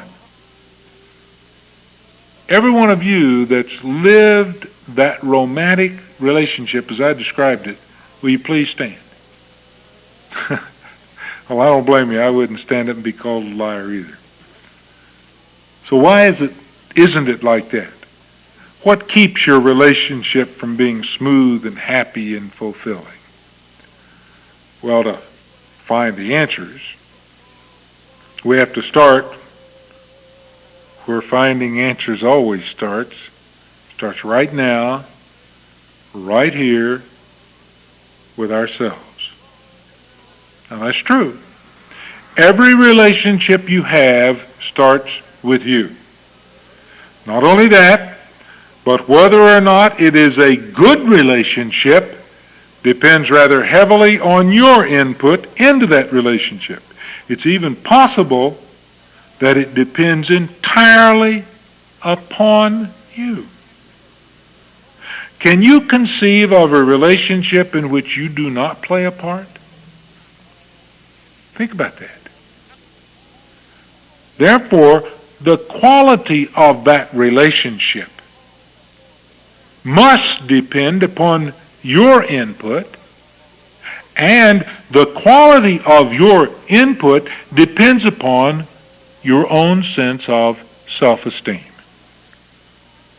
Now, some basic questions about self-esteem can help us determine the starting place. Ask yourself, do you feel worthy of good relationships? If not, then you need to work on gaining a sense of value about yourself. Do you enter into relationships from a position of strength? If not, then you need to find the ways to overcome being a victim in life. And we'll talk about that. Are you equal within your relationships? If not, you need to know that you are equal in your relations. Do you enter relationships with the idea of gaining the upper hand? If so, what you need to know most of all is that ego cannot bring about happiness.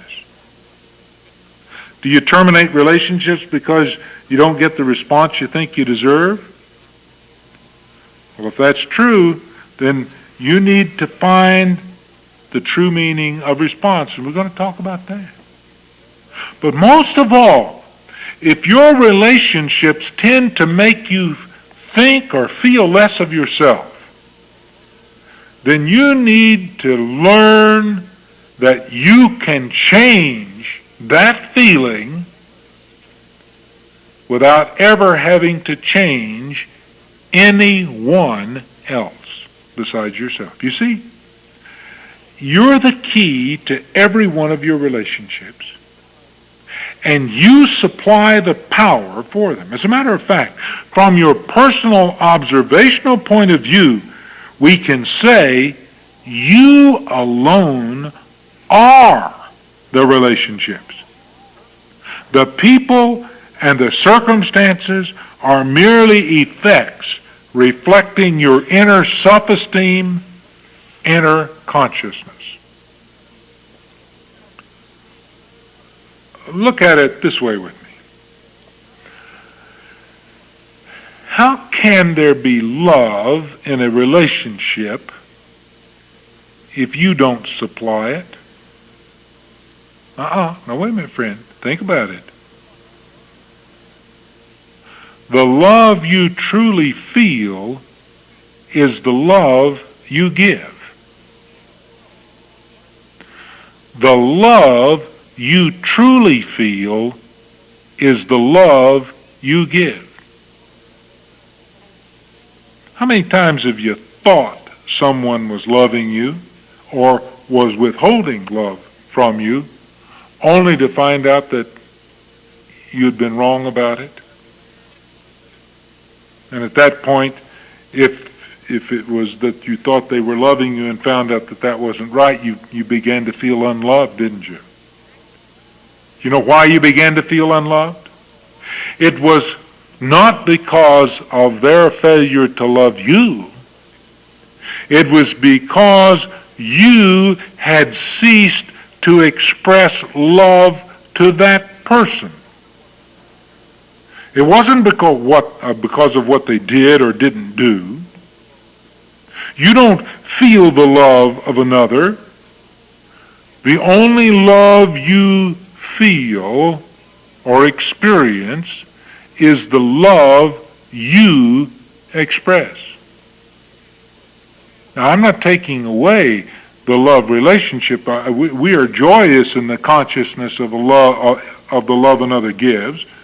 We see their joy and we feel their caress, and we really like that.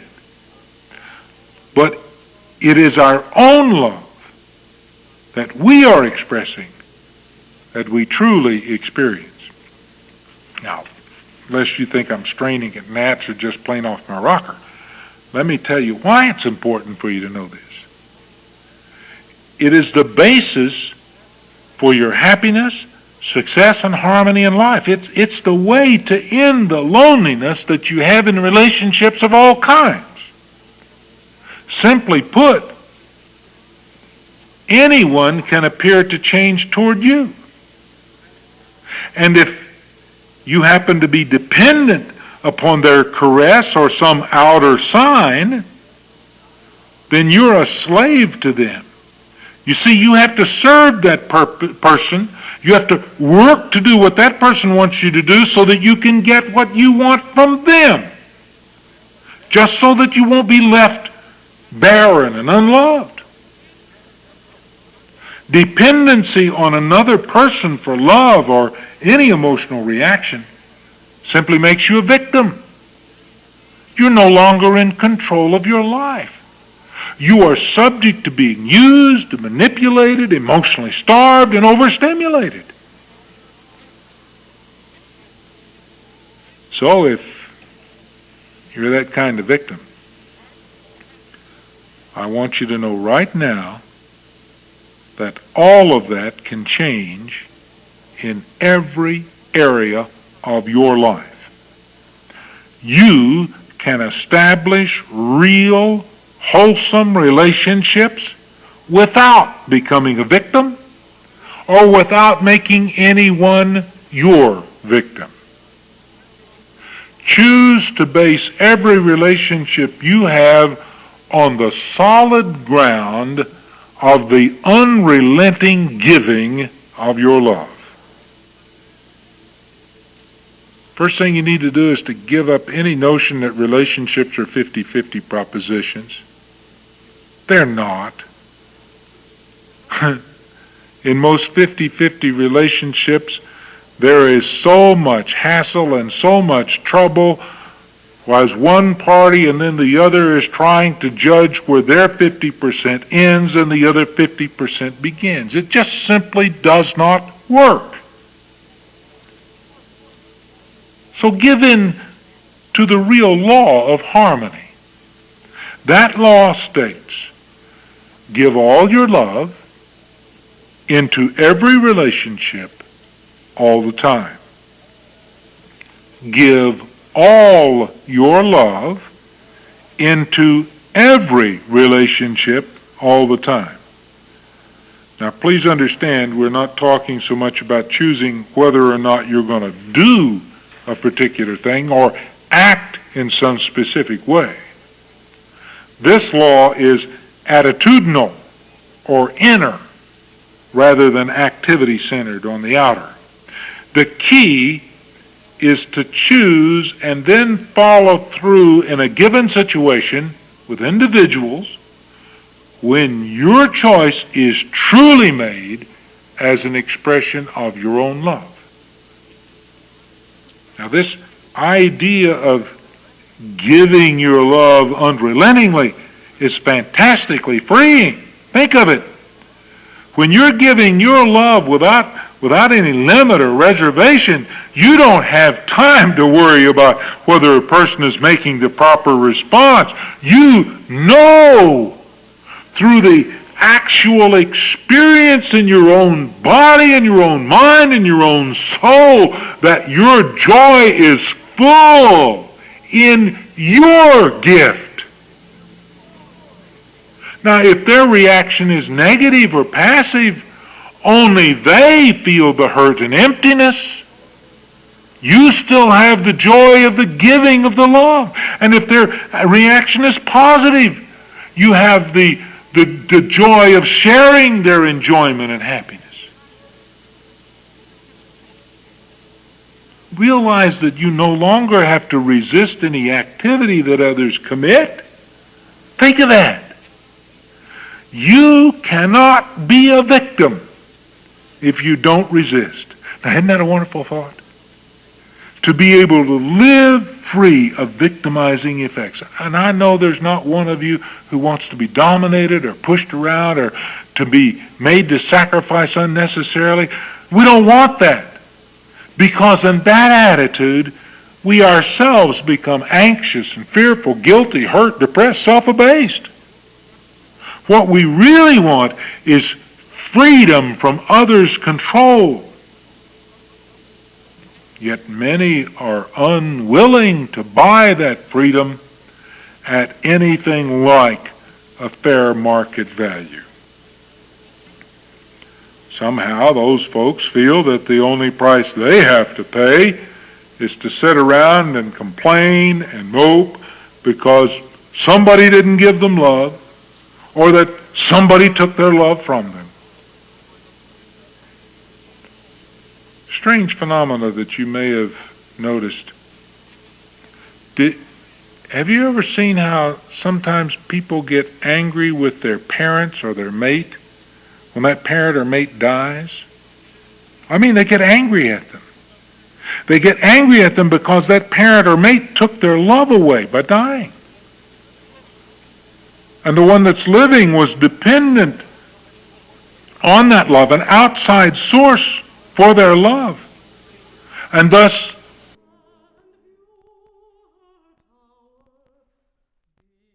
of another person, caring that that person is interacted with in such a way that their ideas, that their opinions, that who they are as a person is seen, is observed, and is not neglected in any particular way, but that person is treated as a holy individual. Their thou, their holiness is perceived. And even though we may not know how to behave with that person in a respectful manner, because often when we cross cultures we're not quite sure what to do so that the respect is given in a way that it's understood. When that happens, all we have to do is to know that our intention to give respect will be picked up at some soul level by the other individual. So we can't excuse ourselves by saying, well, I'm not around people of this particular... Finally, we'll talk about, I said to, start to make friends, start to build community is a good step to feeling more connected with others, and also, by feeling more connected with others, feeling more connected with spirit, too.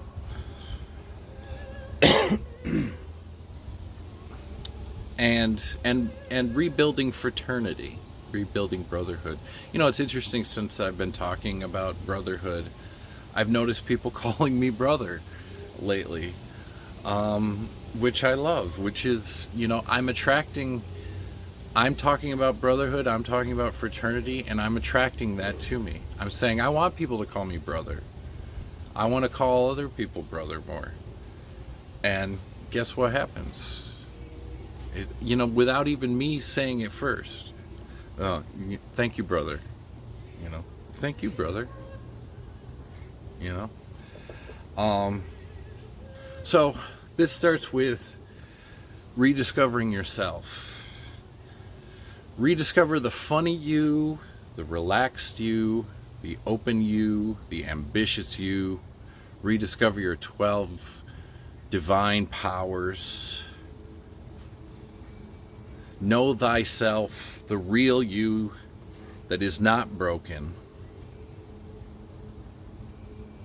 The real you might be buried under years of pretending, performing, and people-pleasing, but it's there.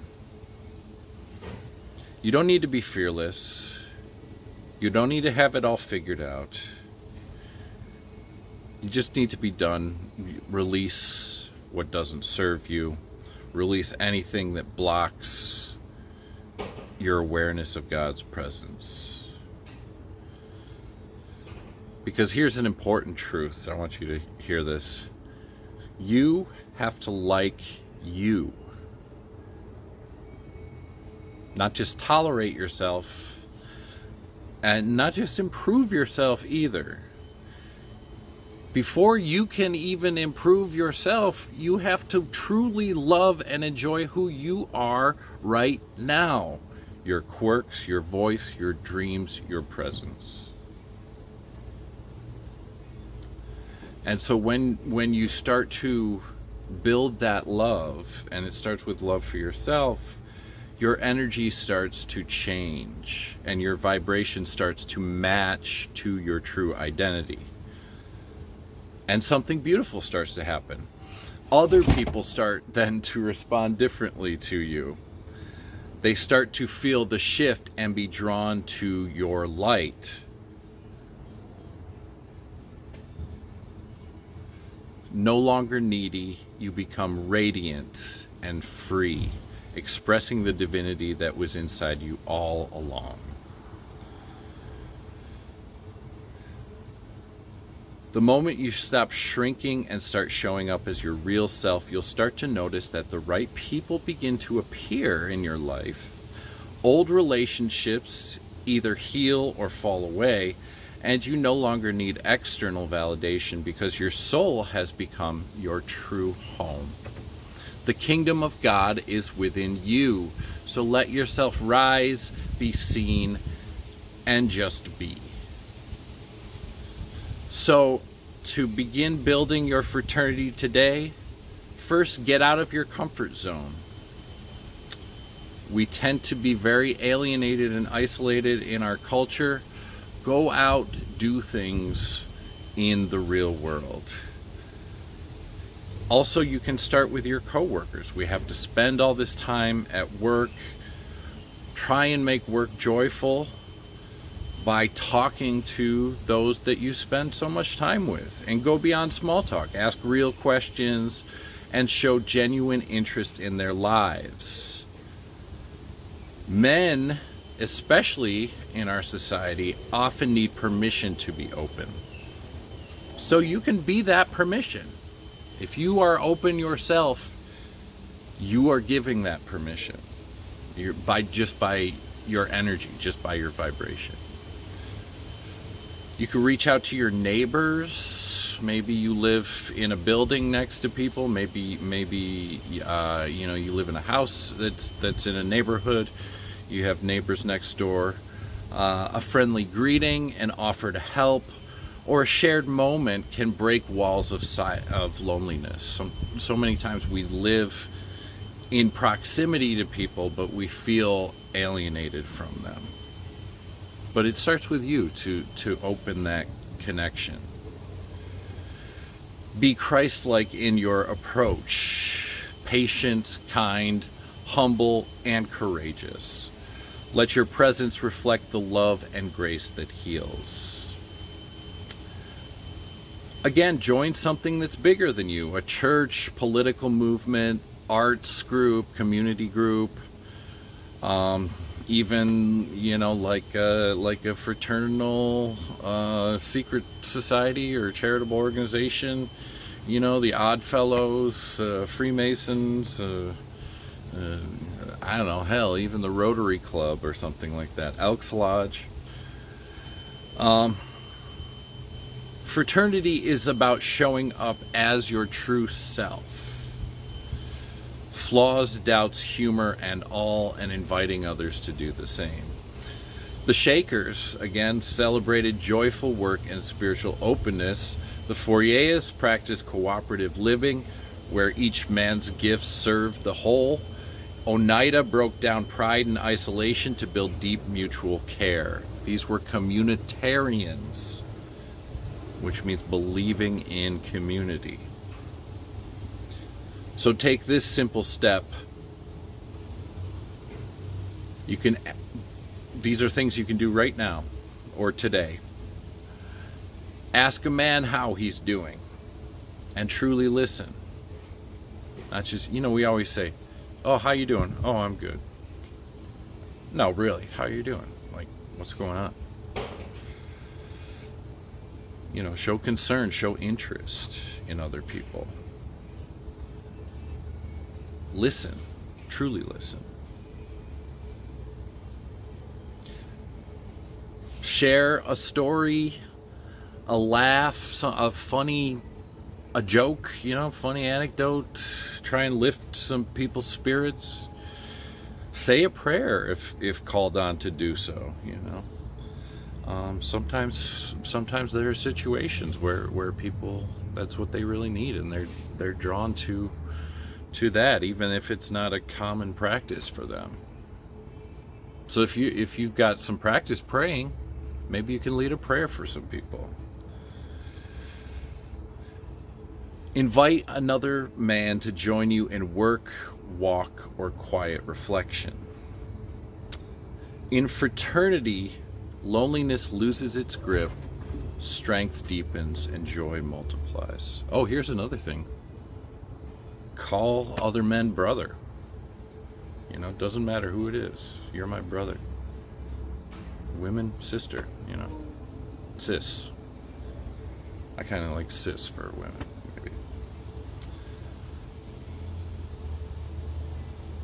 The kingdom of God made manifest among brothers united in love and purpose. That is the true fraternity that we're talking about. Fraternity, sorority, brotherhood, sisterhood, siblinghood. So you don't have to wait for the world to change. Be the brother you wish you had. Lead with love and stand in fraternity. Maybe no one told you this today, so let me say it now. I believe in you, brother. I believe in the power within you, and so does God. You are here on purpose. You're not your wounds, you're not your lack, and you're not your fear. You are a soul, divine, eternal, and creative. You have the right to live free. You have the right to be whole. You have the right to start again. Maybe you've made mistakes. Maybe others find it hard to forgive you. Maybe you've done horrible things. Who knows? Maybe you find it hard to forgive yourself. Brother, welcome to being human. This doesn't cancel your calling. No human being or man-made institution can cancel your divinely ordained status as a mighty, inexhaustible channel of divine love, power, and will. Maybe you feel too far gone. My brother in Christ, you are never too far from God. Because God is not out there.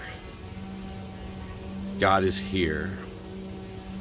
Right now, right within. The kingdom of God is within you. So rise up, not in anger and not in fear, but rise up in truth. The truth that will set you free. The truth that nothing can separate you from the love of God. You are not alone. If you're ready to begin again, this is your sign. This is your movement. This is your invitation. Breathe in, let go, speak life, and start building. Peace, strength, power, love. Go walk in it, and so be it. Amen. And I think it's a very relevant organization. I think one of the things you hear a lot about today, and today's youth specifically, is that there are so many distractions in life. You have a cell phone, a BlackBerry, an iPhone, a computer, an iPod, and you can be so distracted from the world. And I think everyone sometimes tends to forget that the world goes around because people make the world go around. And I think Masonry is one of those beautiful things that for that time, for that hour and a half, the 2 hours on that Wednesday night or that Saturday night, that everyone is in that lodge room and everyone's kind of working toward a better purpose. And that's a humankind purpose. And I think all of, the rings and the buzzes of a cell phone and all that kind of stuff kind of goes away. I think that with the steady decline of just morals in general in society, I think that organizations that kind of try to teach brotherly love, and I get away from the me type of mentality. I think that those are positive organizations, and I've always tried to seek ways to serve my community. I don't think there's enough emphasis on people having values, on wanting to do their best, on wanting to do the right thing, on wanting to treat others right. And Masonry builds on that, not from the aspect of trying to get other people to do it, but trying to get each of us to do the best that we can with ourselves, and not to be as judgmental on other people. It's a way to make good men better. My father's a Mason. I just didn't get in right away. In fact, I'm the last one in my family to have gotten the message, and I did it on my own, and so did my brother. So my father really had no influence on us, although we have 5 or 6 generations of our family on both my father's side and my mother's side, going back to some Grand Masters.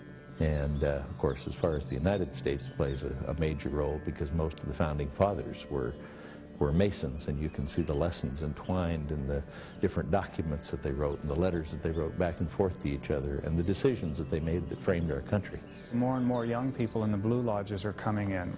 A lot of young people that I see, former military, business people, are finding in us what we have said all along that we are, which is the opportunity to take good men and make them better.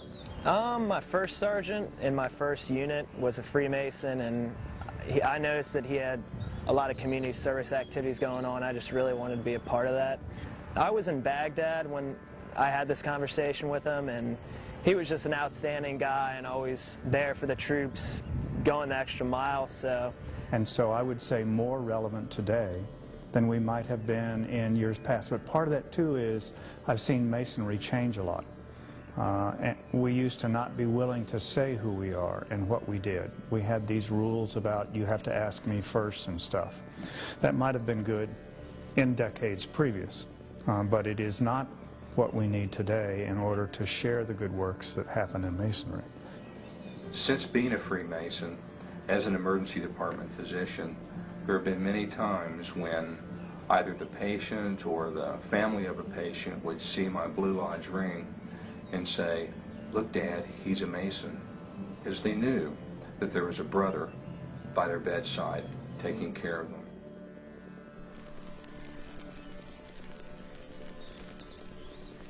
I'm going to attempt to tell you how to be a likable person.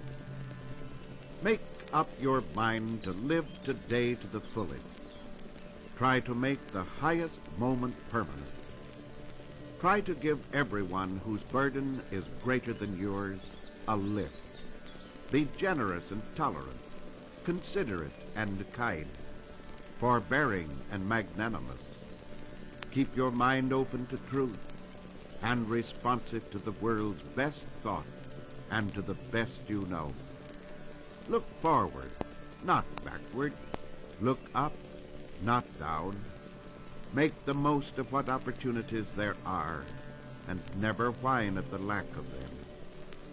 Be a man before you are a lawyer, or a doctor, or a merchant, or a worker, or a manager, or whatever may be your occupation or profession. Face life with a smile, and keep a stiff upper lip, no matter how depressing conditions may be. Have confidence in the power to conquer every difficulty and reach the goal of every worthy ambition. Make life yield the highest possible service by being faithful to the duties of each day, trying to complete everything attempted. Be honest in every transaction, and let every friendship ring true. Hold a helpful, accommodating attitude toward those about you. Fulfill to the best of your ability the obligation to be noble and loyal to your highest ideal. This is the task that comes to each of us every morning. Ye shall know the truth, and the truth shall make you free. Put your faith in the growing, evolving, creative, affirmative fact of truth, not ignorance, not superstition, not fear, but in growth, development. One person gets nothing but discord out of a piano, another gets beautiful harmony. No sensible person blames the piano for the noise or gives it all the credit for the music. Life is much the same. The possibility of discord is there, and the possibility of harmony is there also. Our principal business is to learn to play it correctly. When we do it well, it will give forth harmony. If we play it carelessly, it will give forth discord. Life is not at fault. It may be an enchanting holiday if one touches the notes aright and is in tune. Do you remember these lines? He drew a circle that shut me out, heretic, rebel, a thing to flout. But love and I had the wit to win. We drew a circle that took him in.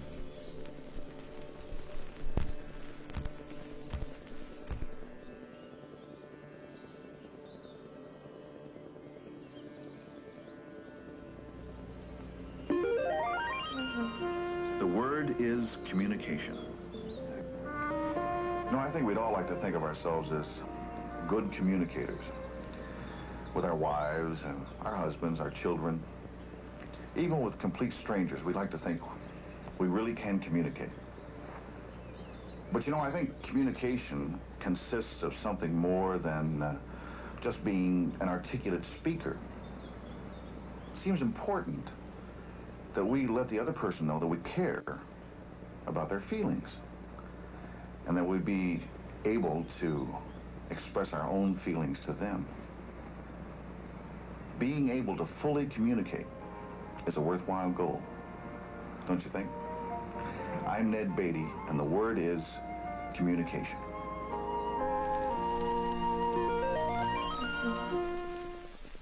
Time to live.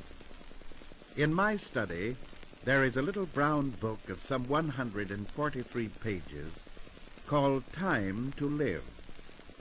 Cove Hambidge wrote it, and his subtitle was Adventures in the Use of Leisure. And one of the chapters he devoted to time and the heart. He referred one back in memory to the days of childhood, and how we used to get together for hours and for whole days of intimate companionship with our young friends, not just once in a while, but almost every day in the year. There were rambles through the woods, or fishing together, or trips to the old swimming hole. Who can all remember making things in the cellar, or playing in the attic, or baking potatoes around a fire? Companionship was close, and it was unthinkable to get along without seeing our friends constantly. Then in college, though these particular activities were left behind, companionship still remained the dominant thing. We not only had the organized activities together, such as putting on shows, getting out the college paper, but we walked together, talked together by the hour. Nothing was settled finally, but we gained immensely in appreciation of each other. We had rich, leisurely friendships. Out of college, we took on responsibilities, became absorbed in the routine of work, grew a crab-like shell of hardness, and though we had friends, we no longer found it possible to be with them very often. There wasn't time. For warm comradeship and hours of talk, we substituted sometimes bridge games or gave parties. And Cove Hambidge contended that in doing this we lost something vastly worthwhile. Sometimes we grow away from friends, but friendships can always be renewed. We need time to live, to develop, and keep the friendships of maturity.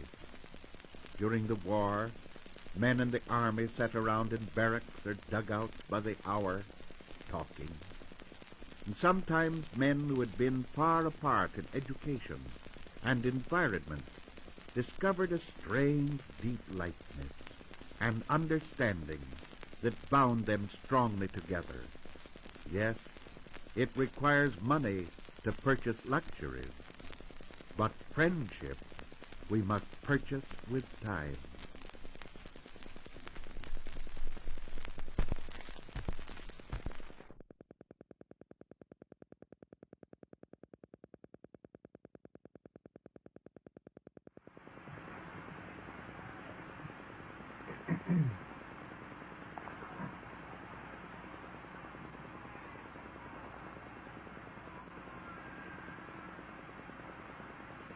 The obvious answer to all the famines across the world is if we would all share across the world and don't have some of us be very rich while some of us starve to death. And the answer to everybody sharing is for everybody to be spiritual. Out of real good, high, kind, altruistic places. But people like Mahatma Gandhi and Ho Chi Minh pointed out that it's really hard to get people to be spiritual while they're hungry. It's very difficult to get high philosophy out of empty bellies.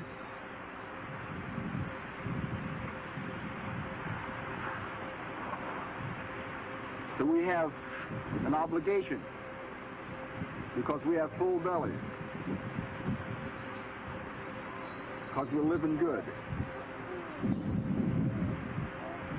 And we have an obligation to have the highest and the finest that we can possibly put out to try to help other people to feel that way too.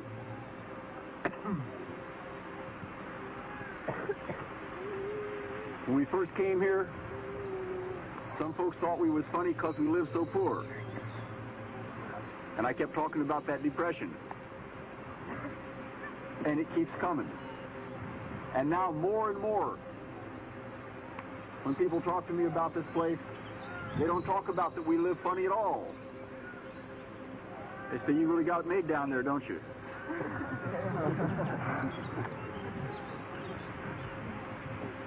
They say, it looks like a good thing to be doing.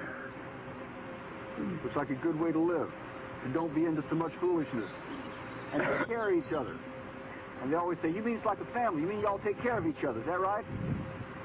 And yeah, we take care of each other.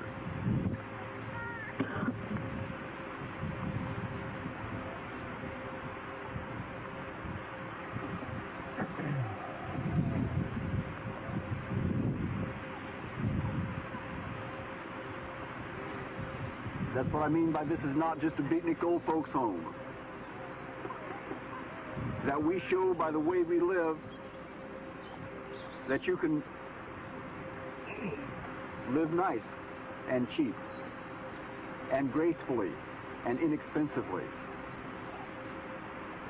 You can have a good time.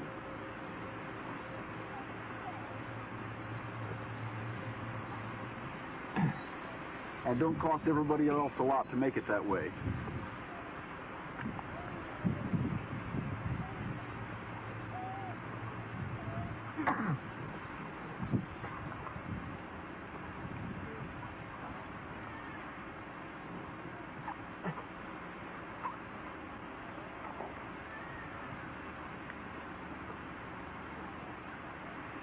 Sometimes I say that it's got to be all right for somebody to be a peasant if they want to be a peasant. Well, it's not just all right. It's not just that it has to be all right. It's that for every person who decides they can live like we can live, can probably save a few, 2, 3 lives.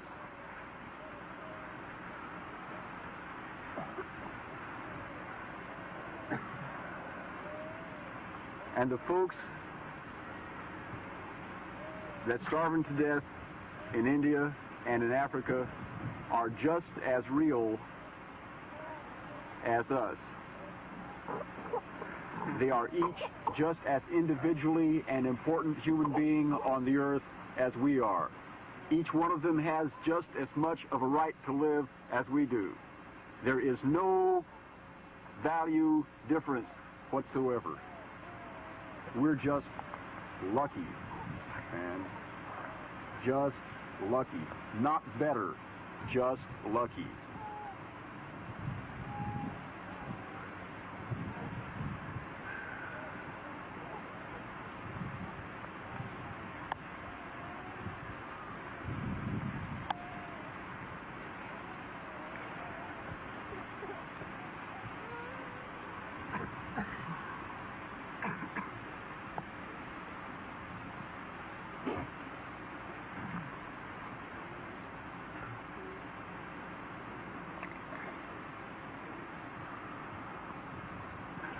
And it ain't weird to eat soybeans, man.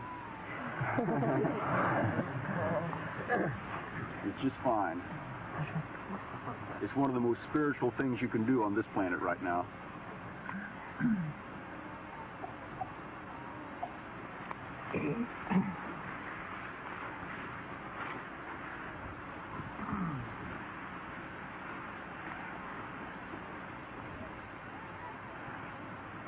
I saw a picture in Newsweek. It got to me.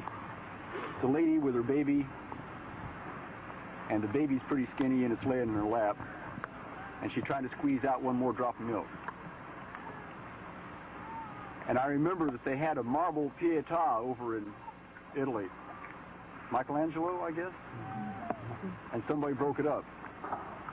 But it don't matter. Because that lady with the skinny baby in her lap, that's a Pietà. You know, the Pietà's a statue of Mary holding Jesus in her lap. And that skinny baby, that's Jesus. And that lady's Mother Mary, too.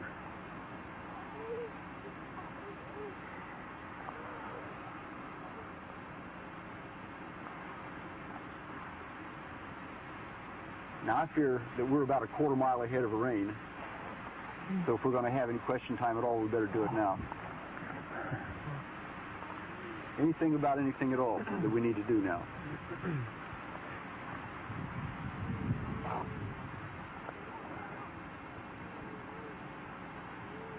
Yeah.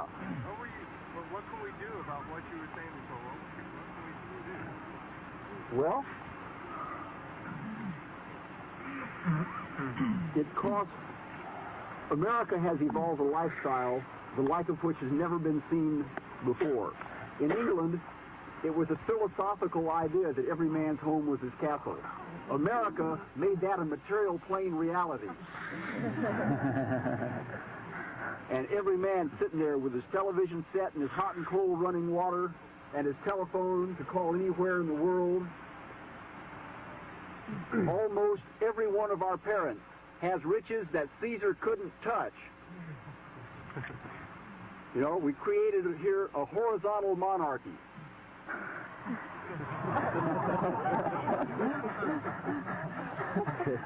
And that's what is called the American way of life. And if there was unlimited everything, it would be a groove. But there isn't unlimited everything. And the world is becoming so small and communications becoming so fast that what you do here affects somebody somewhere else. And just, it's really important that we get along well together. It's so ecological. You know? Instead of everybody having to have their own separate fancy piece of equipment, that a bunch of people can share it and have access and use of it. And because they can get along together and love one another, that they can share that and stretch it out and make it go farther.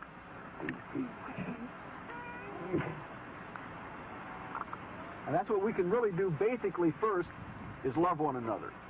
That makes it easy for us to get along good.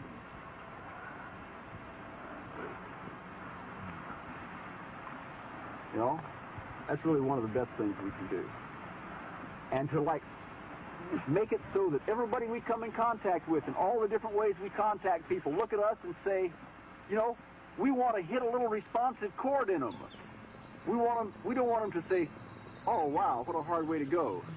Like somebody said a couple of years ago, says, you people, got to hand it to you people, tough it out there in the blackjack oak with the ticks. Well, it ain't like that. It's pretty nice. Kind of pretty. But we ought to make them say, wow, that's what I wanted to do. My father was always going to go to Africa or somewhere because he thought it was a frontier. You know, he always wanted to go out to a frontier somewhere and make his own thing. And he never did go out and do that. But we are. And we found out there was frontier left around in the cracks. Right here between Columbia and Hohenwald.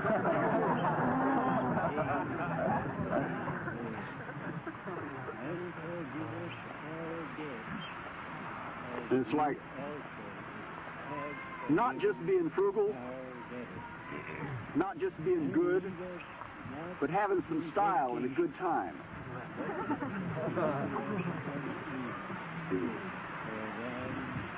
It's far out to live this way.